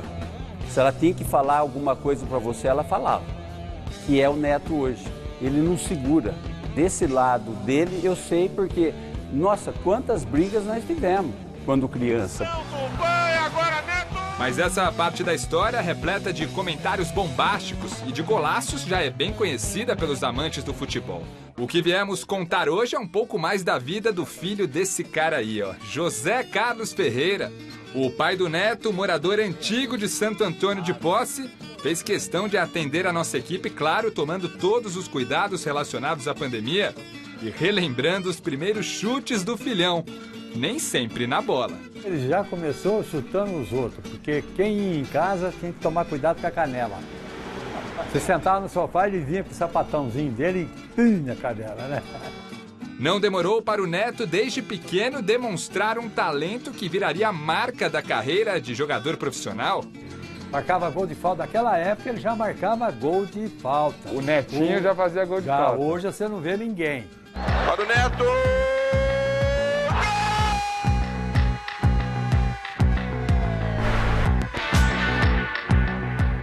O tempo passou, o craque decolou e a vida seguiu. A pequena Santo Antônio de Posse, a pouco mais de 100 quilômetros da capital paulista, segue lá, com a praça, a escola, a quadra e o campo que fizeram parte da vida de José Ferreira Neto. Fizeram não, fazem. Brinquei muito aqui, né, pai? Nossa vida. E a cascata? Ô, pai, aqui não era do Zezinho, aqui, o fotógrafo? Era. Agora é rádio. Rádio 104. A maioria das personagens que nós temos nesse país tem problema de esquecimento, tem memória curta. O Neto não tem. O Neto jamais vai ter. Ele não esquece dessa pequena cidade. Ele ama realmente. Esse aqui certamente é um ponto marcante na trajetória de Neto. Era aqui que ele e o pai desciam do ônibus quando voltavam dos treinos em Campinas. E aí então começava uma nova saga. Eles tentavam uma caroninha para voltar para casa e quando não conseguiam, tinham que percorrer um longo caminho.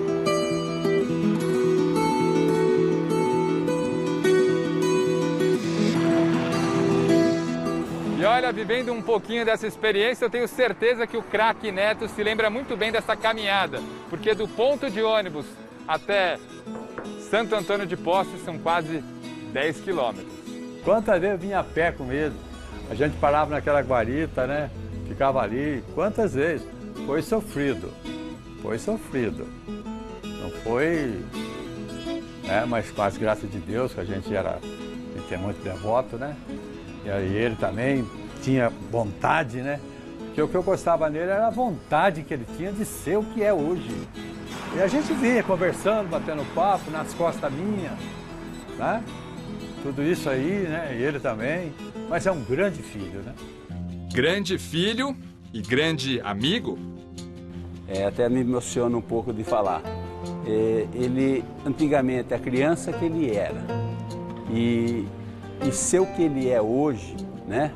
É um orgulho muito para mim, pessoalmente, porque se ele troca o telefone, ele me liga, olha, troquei meu telefone. Esse é meu telefone, se você precisar conversar comigo. Para mim, um grande amigo. Grande coração. Chamam ele de craque Neto, mas ele é craque de coração.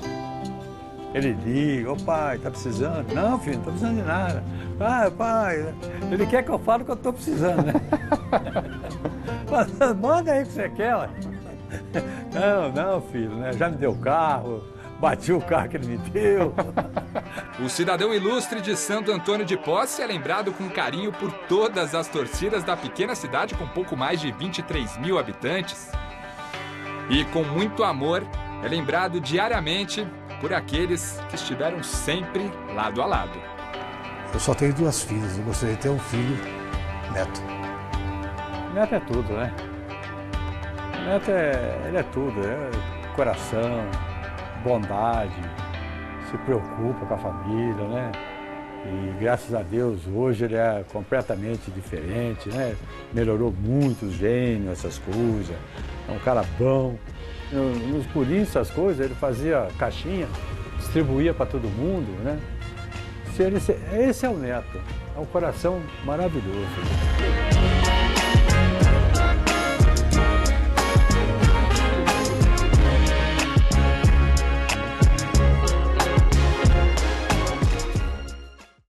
Mas o Neto não recebeu só homenagem, não. Sabe que aqui no Mesa Redonda a gente idolatra os ídolos, a gente respeita a história dele do Corinthians, mas também não escapou do paredão.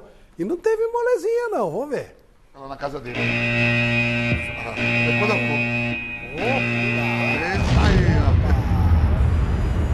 vou. Esse paredão vai pegar, hein, gente?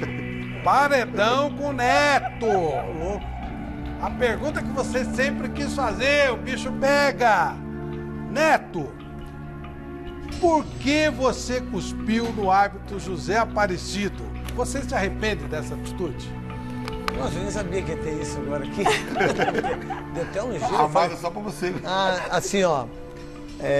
Quando eu dei uma entrada desleal no César Sampaio, eu sabia que eu ia ser expulso, né? E a minha vontade era de ter agredido ele, né? Mas aí o Jacenir entrou na minha frente. E eu, infelizmente, eu cuspi no rosto do José Aparecido, que foi a pior coisa que eu fiz na minha vida. Se tem uma coisa, eu não me arrependo de nada que eu fiz na minha vida. De nada, absolutamente nada. Dos meus erros profissionais, dos meus erros que eu cometi jogando futebol, mas esse foi a maior... Porque... Quando eu lembro disso, ou quando eu vejo, quando é perguntado e eu respondo numa boa, eu não me vejo fazendo isso, entendeu? Pela pessoa que eu sou. Mas esse foi um erro gravíssimo que eu fiz, que não tem desculpa, não tem perdão, né? Ele me perdoou, eu pedi perdão para Deus, né? Ele me perdoou, Zé Aparecido, e os meus filhos, a não ser o Júlio, que só tem 3 anos, ele não sabe ainda que o pai fez isso. Mas a Luísa soube por mim, o Gustavo soube por mim e o João soube por mim. Porque quando você gospe numa outra pessoa, você mostra que você é covarde, desumano, e ainda eu cuspi num negro, né? E que nos tempos de hoje, você imagina só o que isso ia ser repercutido, né? Muito mais do que foi. Eu me arrependo profundamente, mas no meu coração eu já me livrei disso. A minha paz ela já está resolvida comigo, pessoalmente. Mas o que eu fiz, Deus me perdoou. E ele também, mas foi o pior ato que eu fiz da minha vida. Que resposta linda. Celso Cardoso.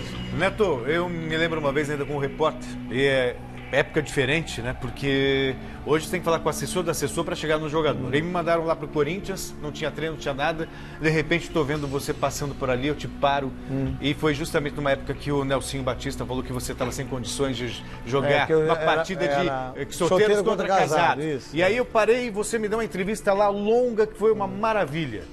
Hoje... Eu desabafei com você. Desabafou. E aí, hoje, olhando... Porque você é um cara que, quando você olha pra você, a gente gosta de desabafar com você. Diferentemente do Garrafa. Eu não vou desabafar com o Garrafa. Né? Com você eu ia de choque, agora com você eu desabafei. E aí a pergunta que eu faço olhando com os olhos de hoje, você perdoa, Nelsinho Batista? Na verdade, ele nunca me pediu desculpa sobre isso. Ele não teve a capacidade que eu tive de pedir desculpa das vezes que errei na minha vida. Eu acho que ele foi muito injusto comigo, porque eu fui muito leal a ele enquanto ele foi treinador do Corinthians quando ele chegou. E se ele ganhou um título brasileiro, ele deve muito a mim. E ele foi muito injusto o que ele disse. E vou falar uma coisa pra você. Sabe uma pessoa que me defendeu? Porque na segunda-feira tinha a Hebe. Ela me defendeu no programa. A Hebe. Ela me defendeu no programa. E ele foi sarcástico, ele se aproveitou disso, e a minha relação com ele nunca mais foi a mesma. Mas eu nunca deixei também de convidá-lo para ir no programa, eu nunca deixei de falar da importância que ele teve comigo na minha vida. Todas as vezes que ele, a Janete, os filhos dele, ele me pediu, quando eu era gerente de futebol do Guarani, emprego para o Eduardo Batista. Quem deu o primeiro emprego para o Eduardo Batista foi eu, como preparador físico do Guarani. Eu nunca tive... Eu tenho uma coisa da minha vida que eu não tenho revanche e não tenho ódio de ninguém. Muito pelo contrário, mas ele não teve humildade de pedir desculpa. Até hoje, ele pode pedir.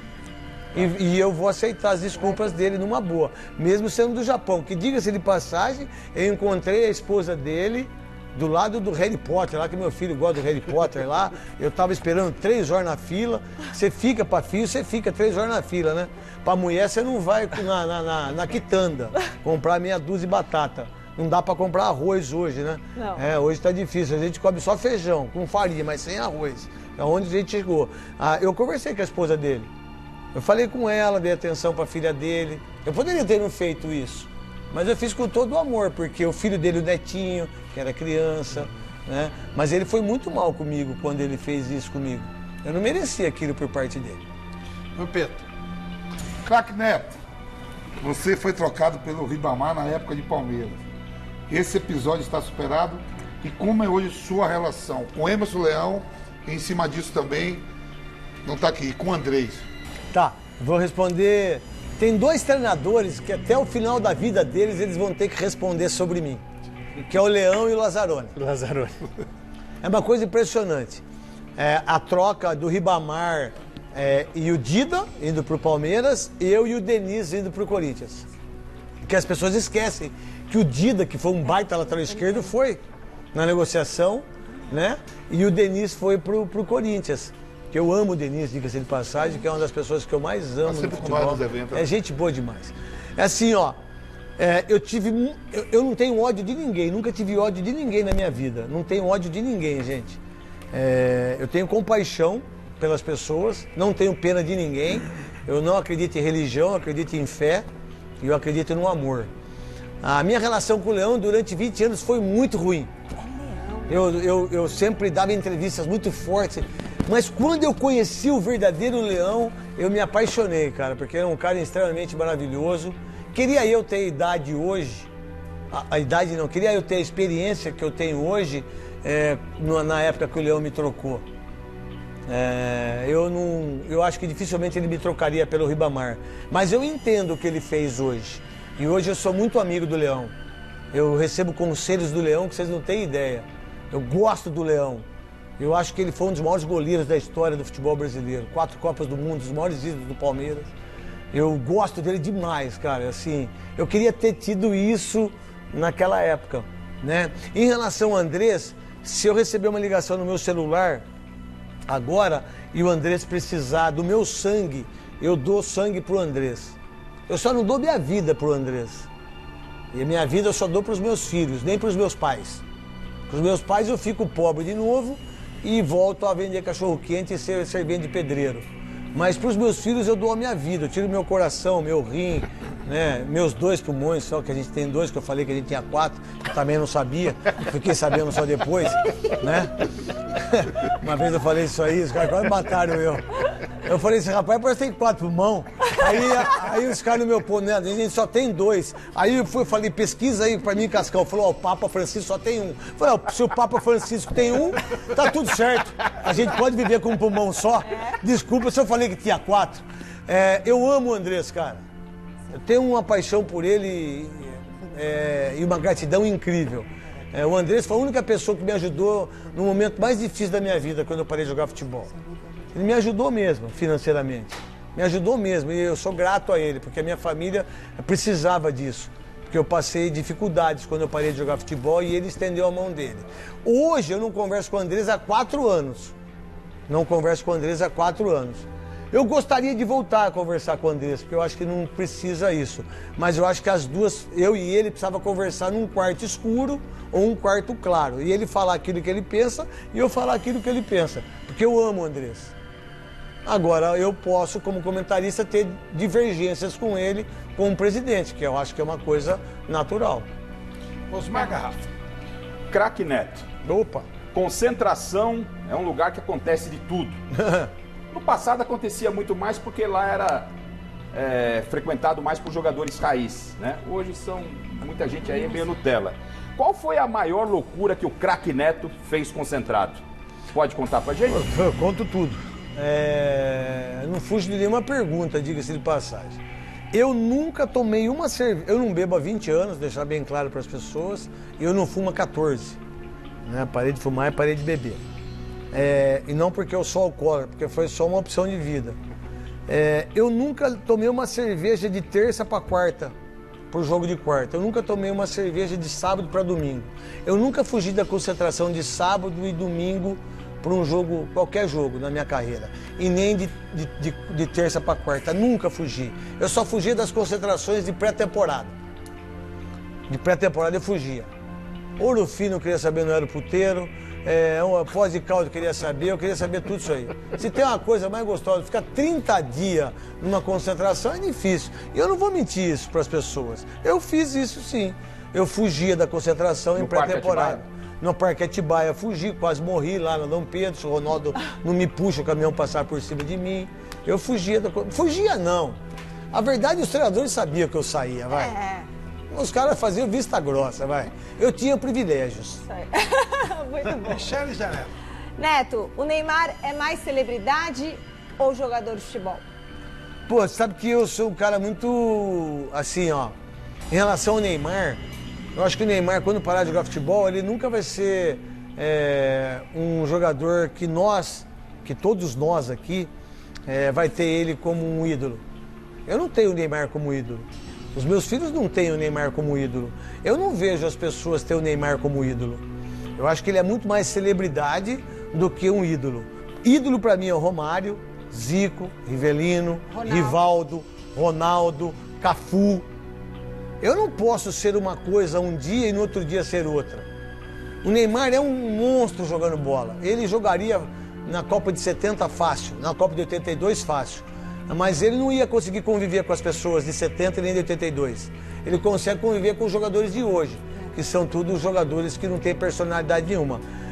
Se nós precisamos do Neymar para ser campeão do mundo, e aí quando vem a Puma agora e faz uma propaganda com ele, achando que ele é o rei, me desculpa, mas a Puma está redondamente enganada. Ele não é o rei. Aqui nesse país só tem 2 reis, que é o rei Roberto Carlos e o rei Pelé. Muito bom. Uhul! Além da Covid-19, outra praga que assolou o mundo em 2020 foi o racismo. E o futebol não passou ileso. Para discutir o assunto, nós preparamos uma matéria especial com personagens que se destacaram abordando o tema. Vamos conferir.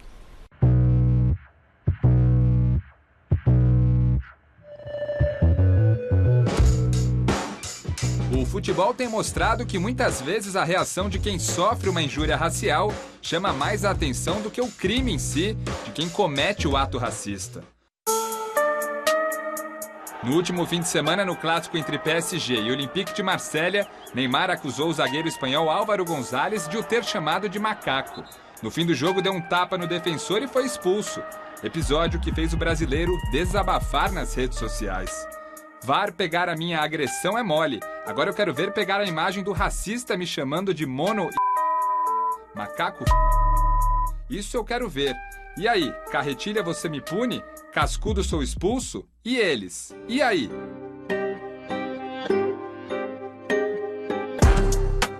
Estaria o racismo naturalizado dentro do mundo da bola? O técnico Roger Machado relembra um episódio marcante que ajuda a responder essa pergunta. O ano passado, da declaração que eu dei sobre racismo estrutural, houve um movimento todo impressionado, né, que numa partida do Campeonato Brasileiro iriam se enfrentar 2 negros, né? Não deveria chamar atenção, né, e ter uma repercussão grande, dois treinadores negros estarem se enfrentando na área técnica, depois de ter tido uma passagem, né, como protagonistas dentro do campo. Mas para mim essa é a prova, né, que existe o preconceito. Eu sinto que há preconceito quando eu vou no restaurante só tem eu de negro. Né? Na faculdade que eu fiz só tinha eu de negro. Rapidamente quando a gente fala disso, ainda tentam dizer não há racismo, tá vendo? Você tá aqui, você é a prova de que ele tá aqui. Não, eu sou a prova de que há racismo porque eu estou aqui. essa repercussão já denota, né, quão racista o nosso país é. Assim como Roger Machado, o basquete também tem dado uma aula de como combater o racismo. Os jogadores da NBA têm demonstrado que estão bem fora da bolha quando o assunto é engajamento e posicionamento sobre as questões sociais dos Estados Unidos e do mundo. Boicotaram partidas e escreveram um manifesto exigindo medidas concretas contra a brutalidade policial, como nos casos das mortes dos afro-americanos George Floyd e Jacob Blake. O exemplo do basquete reverberou imediatamente para outros esportes. Os boicotes e manifestações chegaram ao tênis, beisebol, futebol, Fórmula 1 e companhia. A frase Black Lives Matter, vidas negras importam, passou a fazer parte do cenário esportivo. Os anos passam e os casos de racismo seguem aparecendo no mundo do esporte. O Pinheiros, clube referência na formação de atletas olímpicos, vem sendo investigado por racismo e assédio moral a atletas da ginástica. 5 treinadores são acusados. Em novembro do ano passado, o clube demitiu um jovem que já foi vítima de um episódio simbólico. Ângelo Assunção, quando defendia a seleção brasileira em 2015, foi alvo de injúrias raciais cometidas pelos colegas Felipe Arakawa, Henrique Flores e Arthur Nori. É branco, estraga, é Não, fala de novo que não aceito gravação. Fala. Saquinho de supermercado. É branco. E o de lixo? Preto. O caso voltou aos noticiários após a TV Globo revelar que foi aberto um inquérito para apurar novas situações de racismo contra Ângelo no Clube Pinheiros. Arthur Nori, hoje campeão mundial na barra fixa e bronze no solo nas Olimpíadas do Rio 2016, voltou a se pronunciar 5 anos depois daquele vídeo em que teve participação. Eu me envergonho bastante. Eu entendo que não é uma brincadeira. Errei aqui. Isso não tem que se repetir. Isso não pode se repetir, principalmente para as próximas gerações. Principalmente no esporte. Procurei o Ângelo, procurei para pedir o perdão dele. Os casos no esporte dão a oportunidade de enxergarmos algo básico. Existe uma diferenciação? Eu costumo dizer que ex-atletas brancos têm mais espaço como em cargos de gestão do que ex-atletas negros, né? Justamente porque os indivíduos brancos, né, eles conseguem se misturar na multidão. Ao passo que a minha cor, ela me denuncia. E o futebol, para mim, ele cristaliza isso. Reproduz o que uma estrutura escravocrata criou e reproduz há mais de 100 anos depois da abolição da escravatura. Os reflexos do passado estão aí, mostrando com cenas como essa que sim, ainda falamos de um mesmo sistema. Aqueles 8 segundos é o que a gente vive nessa repressão. Todos nós vivemos aquele momento que o George viveu e acabou falecendo, né? Porque a gente sempre tem algo preso para conosco, né? E a gente pede passagem e essa passagem ela não é atendida. Então eu vejo que essa abordagem do policial é reflexo do que pensa a maioria da sociedade, né? Que o negro não é nada.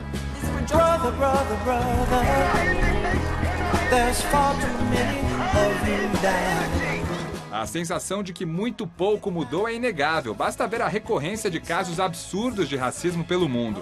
Mas o esporte, ferramenta de transformação na essência, tem dado uma certa esperança de que sim, as coisas podem melhorar.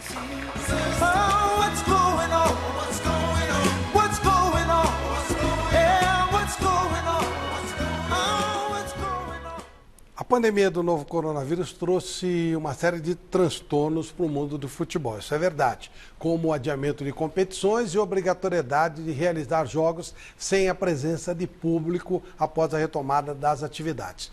Tudo isso impactou diretamente nas receitas dos clubes. E se os grandes passaram por dificuldades, imagine os pequenos. O São Caetano, por exemplo, que já vinha muito mal, estava muito mal administrado, teve a sua situação agravada ainda mais nesse período.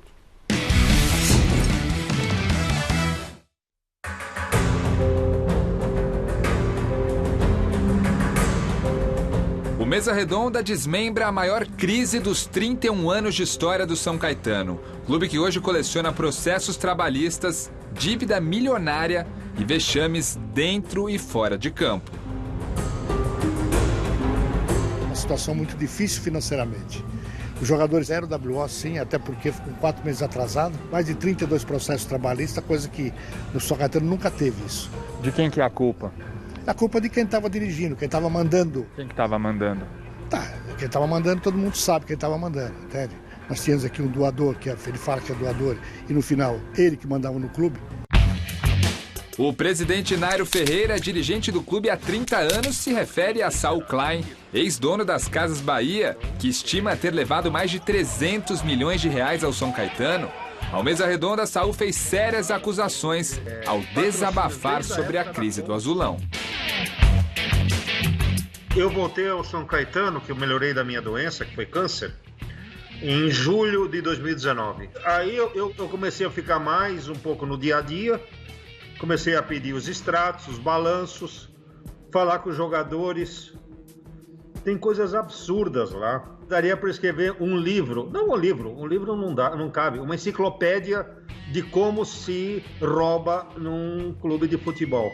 Você sabe que os jogadores tomavam água da bica lá de São Caetano? Nós com 2 patrocínios de água, hein? Então eles roubavam até na água. O empresário, que hoje é proprietário da Ferroviária, foi doador nos bons e maus momentos do São Caetano e esteve com o time em 2020 no título da Série A2 do Campeonato Paulista. Pouco depois abriu mão do cargo de presidente de honra e rompeu definitivamente com a atual diretoria. Nos últimos 5 anos, Saul garante que doou mais de 80 milhões de reais ao clube. Para onde foi esse dinheiro todo? Olha, eu estou procurando, até hoje, o CT que o São Caetano construiu, o estádio que o São Caetano comprou, os imóveis que o São Caetano comprou para colocar seus jogadores. Eu não achei. Se você achar, dá para você me avisar. Para onde foi esse dinheiro? O meu patrimônio está lá declarado há 10, 15 anos na Receita Estadual e na Receita Federal. É só pegar e ver. Nairo e Saul, agora inimigos declarados, já trabalharam juntos em um cenário bem diferente do atual. Foi no início do século, época marcada pelo vice-campeonato do Brasileirão de 2000 e de 2001, pelo vice da Libertadores de 2002 e pelo título do Campeonato Paulista de 2004.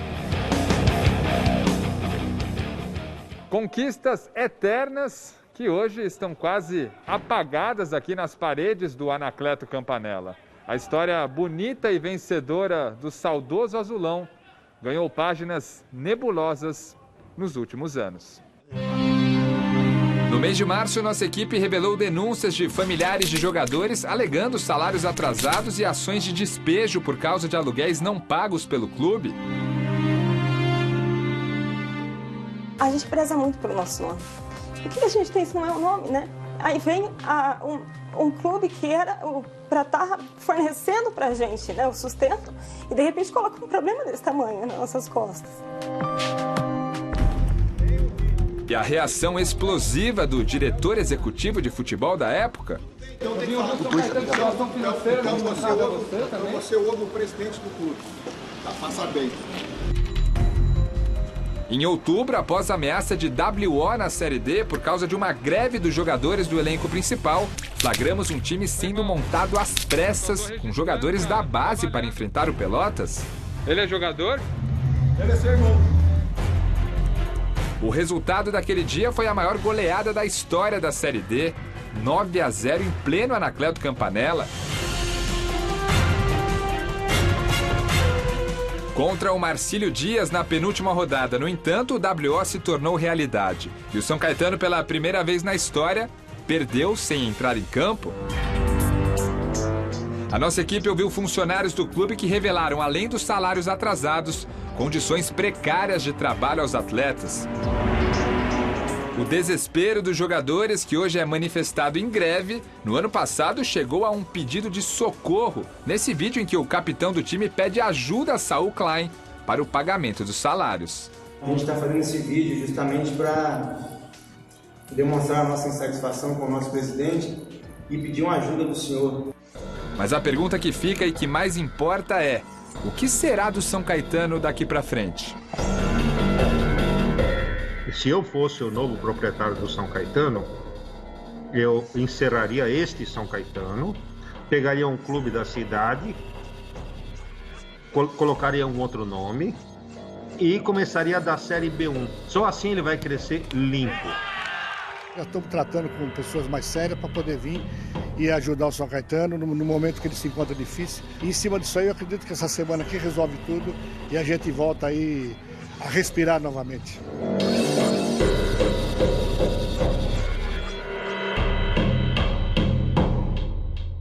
Difícil dizer que essa pandemia trouxe algo bom, mas a popularização das chamadas por vídeo agregou muito ao Mesa Redonda.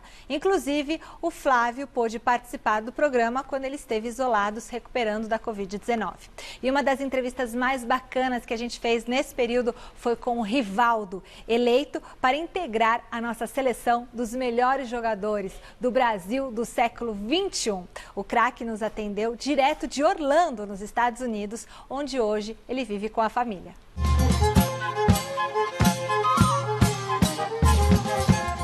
Talentoso, genial, diferente, craque da bola.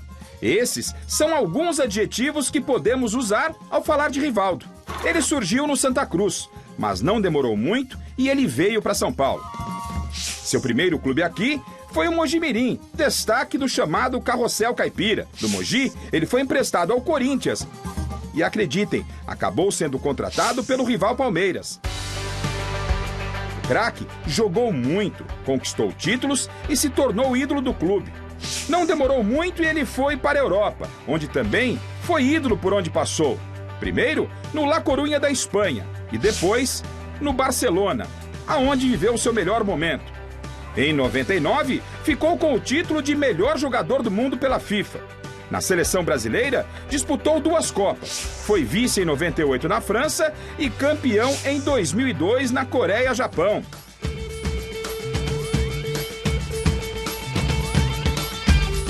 Hoje, aposentado, ele vive com a família em Orlando, na Flórida. E acreditem, a saudade da bola fez Rivaldo abrir seu coração nos últimos dias. E sentimos que uma das coisas que ele mais tem saudade é das resenhas com os amigos. Acho que é normal, né? Qualquer um jogador sente aquela saudade, né? O próprio Vampeta também era na resenha, o Luizão, o Amaral, sempre eu estava entrosado com esses caras na resenha, sabe? Então era o Denilson, sempre naquelas resenhas, só palhaçada esses caras era muito divertido. Palmeiras de 96. Depois joguei em vários clubes, claro, no próprio Barcelona e tal, mas o de 96 ficou marcado, sabe? Acho que jogando com o Luizão, Djalminha, era muito fácil. Miller, tinha grandes jogadores, então tinha um entrosamento enorme. O Vanderlei Luxemburgo para mim. Um cara que me ajudou muito, sabe? Eu fui contratado, eu era do Mojimirim, tinha sido emprestado 2 vezes pelo Corinthians e ele acreditou em mim e me trouxe para o Palmeiras, né, na época da Parmalat. Ele ajuda as pessoas também que não estão jogando, ninguém fica com raiva dele, ele consegue levar o grupo, isso é muito importante quando você é treinador de um clube que tem grandes jogadores, você tem que saber levar os jogadores que não vão jogar, tem que tentar animar aqueles jogadores que não estão entre os 11, e os treinamentos dele, um treinamento muito bom, gostoso, que ninguém reclamava. É uma pessoa, para mim, que me ajudou muito e os treinos muito bom. Ele fazia coisas que estão fazendo isso hoje, ele já fazia isso lá atrás. Como treinador, para mim, é um dos melhores que já passou na minha carreira.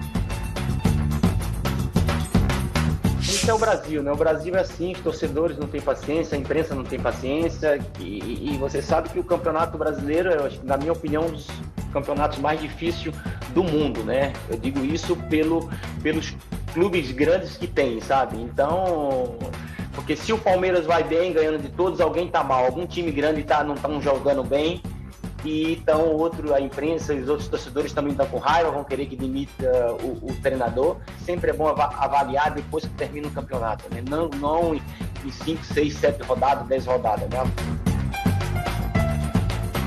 Eu acredito que isso possa ser algo bom para o Brasil, né? Que venha treinadores estrangeiros, como vai jogadores para fora. Isso é uma coisa normal e que como da imprensa também, sabe? É claro que os treinadores não gostam dessa situação, principalmente quando a imprensa bate um pouco e dizendo que são os melhores, que estão atrasados, mas não estão atrasados. Tem muitos e muitos bons treinadores brasileiros. Eu gostaria os dois, né? Tem momento, quando você tem tempo, você tem um bom entrosamento, o time começa a dar liga, as coisas começam a acontecer, é bom que você vai ter um desempenho e vai ter resultado, né? Mas quando as coisas não vêm acontecendo, eu acho que o resultado é mais importante, sabe? Se você tem os dois, melhor, senão o resultado, na minha opinião. Para mim, os dois são grandes jogadores, né? Mas sempre eu fico com o Messi, sabe? O Messi é um pouco, em termos já falei, um pouco mais fino em termos, né? Já é um pouco mais natural em termos de jogador, mas os dois são grandes jogadores. Porque o Neymar, com toda a bola que tem, não foi ainda o melhor do mundo. Você acha que isso é importante para ele e ele ainda pode vir a ser? Isso é importante para qualquer um jogador, né? Principalmente pelo talento que ele tem, ser melhor do mundo, né? Claro que a saída do Barcelona, jogar no Barcelona, acho que no meu modo de ver, acho que foi um erro dele, mas ele superou. E chegou uma final, né? Uma final de Champions, que eu acredito que se ele é campeão este ano, ele ia ser considerado o melhor jogador do mundo.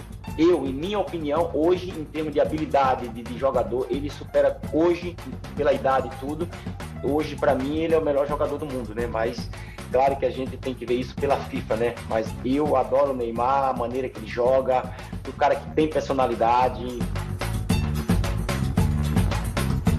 Eu sou grato a Deus por tudo que conquistei, sabe? É a minha maneira de ser e tal. Eu sei que eu escuto muitas pessoas que se o Rivaldo aparecesse mais, era mais visto, na maneira de falar mais do Rivaldo, por tudo que ele fez no futebol.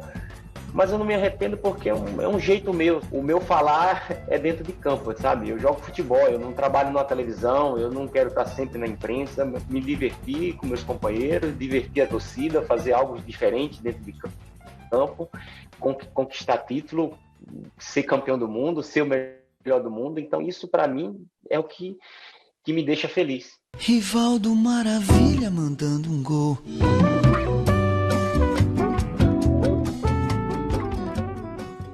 E com essa bela entrevista, encerramos esse Mesa Redonda especial, mostrando um pouquinho do que de melhor nós tivemos no programa em 2020, né, Flávio? Muito obrigado pela companhia de todos vocês. E semana que vem voltaremos com o Mesa Redonda ao vivo, com todas as emoções da reta final de 2020. Michele, um abraço a todos. Domingo que vem tem coisa muito legal rolando. É isso aí, que esse ano de 2021 seja um ano de muita paz, muita saúde, muita prosperidade para todos nós. Tchau. Valeu, tchau.